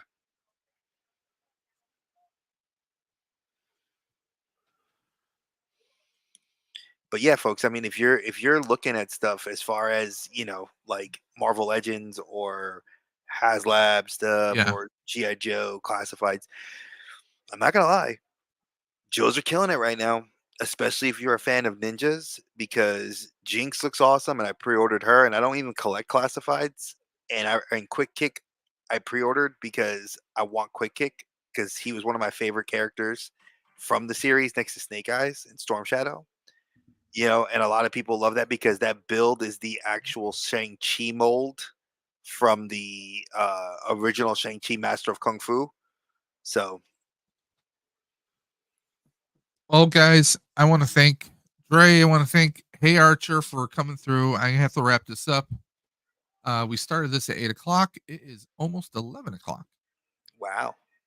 So we're because I know me and Archer we were talking. Well, we were talking about just about everything, mostly the Marvels, and like, I mean, I definitely see where he's coming from with the 3 3/4. Hmm. You'll have more room. I mean, you can fit more figures on your shelves. I mean, I'm seriously thinking of.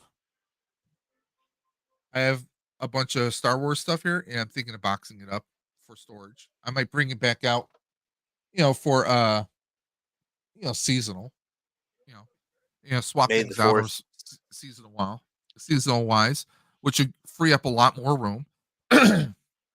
And yes, I am going to be moving things around. It's springtime, so I'm going to be moving things around. I need to move the desk over by the window so I can get air in here. It's a thing. But I mean, there's a lot of things that collecting can be very hard. I'm an out of box collector. Now, if they want 3 3/4 for Ghostbusters and they expanded with the real Ghostbusters and everything else, I would probably have to get rid of at least 2 of my bookcases because I'd probably want to dedicate the wall. Because there's a friend of mine, um, a dude's nerdery. He's got this phrase: one to stock, one to rock, which means one to hang up or have on display somewhere in box or on card, and then one to have open. Dave, pause for a second. Zombie Yeah, Hunter. I saw. If you if you want to box your Star Wars stuff, Dave, and send it my way, I'm happy to store it at my place. That let's see, Dre. I don't know if you know, but zombies in Australia. Now, I know Zombie Hunter's in Australia. He's cool. We had him So on the yeah, show a while back. he's that would be a lot for shipping unless you want to pay for shipping. Then we can talk. I mean, I know you guys have a really hard time finding stuff down there for collecting's sake. Yeah, I have my Ahsoka. I only kept 6 figures from my Black Series. Soka. Uh, a very special shout out to the Nathan Bowden show who popped up earlier. Dude, he said he's happy to pay. Hey, man. I might have to think about that. Oh, I wouldn't even think twice. I'd say, what you want? We can talk. I mean, I got some Star Wars Lego too. So, but I want to wrap things up. I want to thank everyone who's come through, everyone who came through the chat. Please, I'm asking everyone to please consider going into the video description below, donating $10 US to the Ride for Roswell. Now, I did say before that we were only opening this to North America. However, if you do win, if you're willing to, pay for shipping for your prize, then I will welcome international donators as well. Okay. If you're willing to split or pay for your item to be shipped, I'm open. Then I will open the door for anyone and everyone. You just have to donate $10 US. One $10 donation gets you in on all the wheels. But again, we need to have people donate. We haven't had anyone officially donate to the Stream for the Cure. So please consider doing that. All the details are in the video description below. And of course, scrolling at the bottom of your screen, $10 plus the screenshot of your donation with your name, your real name, and your screen name. That's all I need. And I will contact you. You just have to send that to me via Instagram at Dave's_dimension. And normally I would start plugging things, but right now I actually do not actively have any videos planned. I want to try and find another day where maybe we stream Spirits Unleashed or maybe another game. I'm trying to plan this around. I know this is an impossibility, but I'm trying to plan around other people's streams. I have a lot of friends who do a lot of game streams, and I don't want to take away from their streams.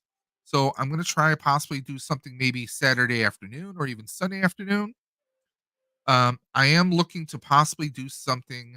Well, I can't do anything tomorrow night, but I'm hoping to get something. I want to set up a time to do some streaming, or I may even pop up on Twitch. Believe it or not, that's an idea I'm working with. But guys, we have that coming through. I'm going to be doing more hangout streams. Maybe we'll do this on a regular on Tuesdays for now. And I did speak upon. I spoke for both of us, and I did say the Outer Dimensions podcast will be returning soon in the future. It is just on a hiatus because both of us have a lot of stuff going on in our lives right now. Yes, and just so people understand one thing, I did actually have several of you guys that didn't reach out to Dave, but they came straight to me, making sure. I don't know why y'all didn't reach out to Dave too, but they were like, are you guys okay? And I'm like, yeah, we're freaking fine. I said, it's me. No, I said, honestly, it's not just Dave. I said, I asked him to give me a little bit of a break because I needed no, to, don't worry. handle health issues, and Kids, y'all have seen the video. kids, So we still love you, kids. Okay, mom, mom and dad are okay. Don't worry. yeah, we're If not we need to, fighting. we'll seek counseling. Don't worry. We're not breaking up. Yeah, this is just literally we're gonna come back. It's just Yeah, don't give worry. it a few weeks, and my schedule is starting to get a little bit better, And winding down. we wouldn't be Dre wouldn't have popped up on the stream if we were not getting along now. Would he? Okay. First off, Roxanne would have killed me, Yes. and Uh, second, I I already told her what you told me. And she's like, okay. yeah, Okay. I was gonna message her. I was gonna reach out to her on Facebook and let her know. So Roxanne, if you are watching, just know I would have reached out to you anyway and She's told you. probably asleep right now.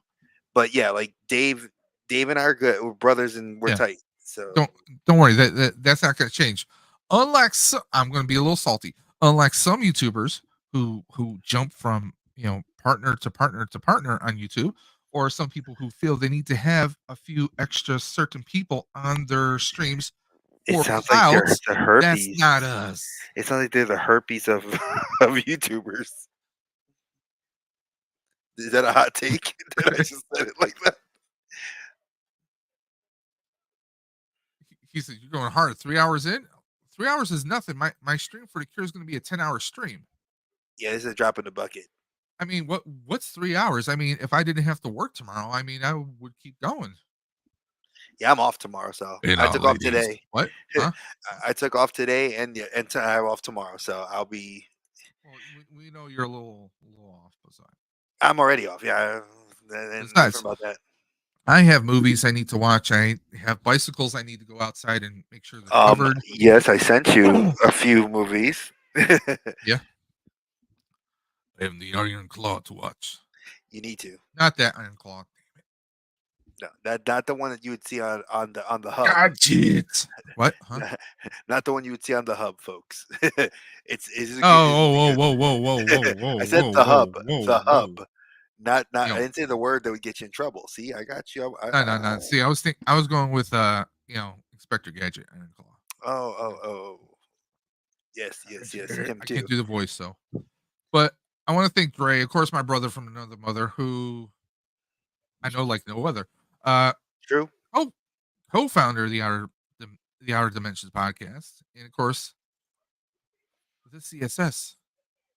Yeah. No, the it's not a safe government space organization. Don't worry. that's We're hell not bent on going to, ruling the world. CSS. Maybe Cuss. I am. Cuss. You never want cuss to come after you. You don't be cussed out. What? Hey. CSS. Collector Safe Space. You Have like the NCIS music. don't want to get cussed out by the Collector Safe Space. There you go. But guys, don't worry. We will be returning in the future. Things will normalize. Again, the Outer Dimensions podcast is still available to wherever you get your podcast from, or you can watch our previous episodes. We will be doing something soon. Don't worry. One way or the other, something will be happening. The stream for the cure is May 18th. That is a Saturday. I will be streaming at least 10 hours. Yes, I said at least. It might go longer. My first year, I said 8 hours and I went 10. So who knows? So there's a lot to do. I just want everyone, if you can, either on Instagram or on my Facebook, share the post about donating to Ride for Roswell. Please help make a world of difference, guys. Every nickel, every dollar, every dime makes a world of difference. But guys, until next time, you know what I'm gonna say. I say it every single time. And apparently now Archer does too. Keep on busting. And I'm always gonna catch you on the flip side, guys. Take care.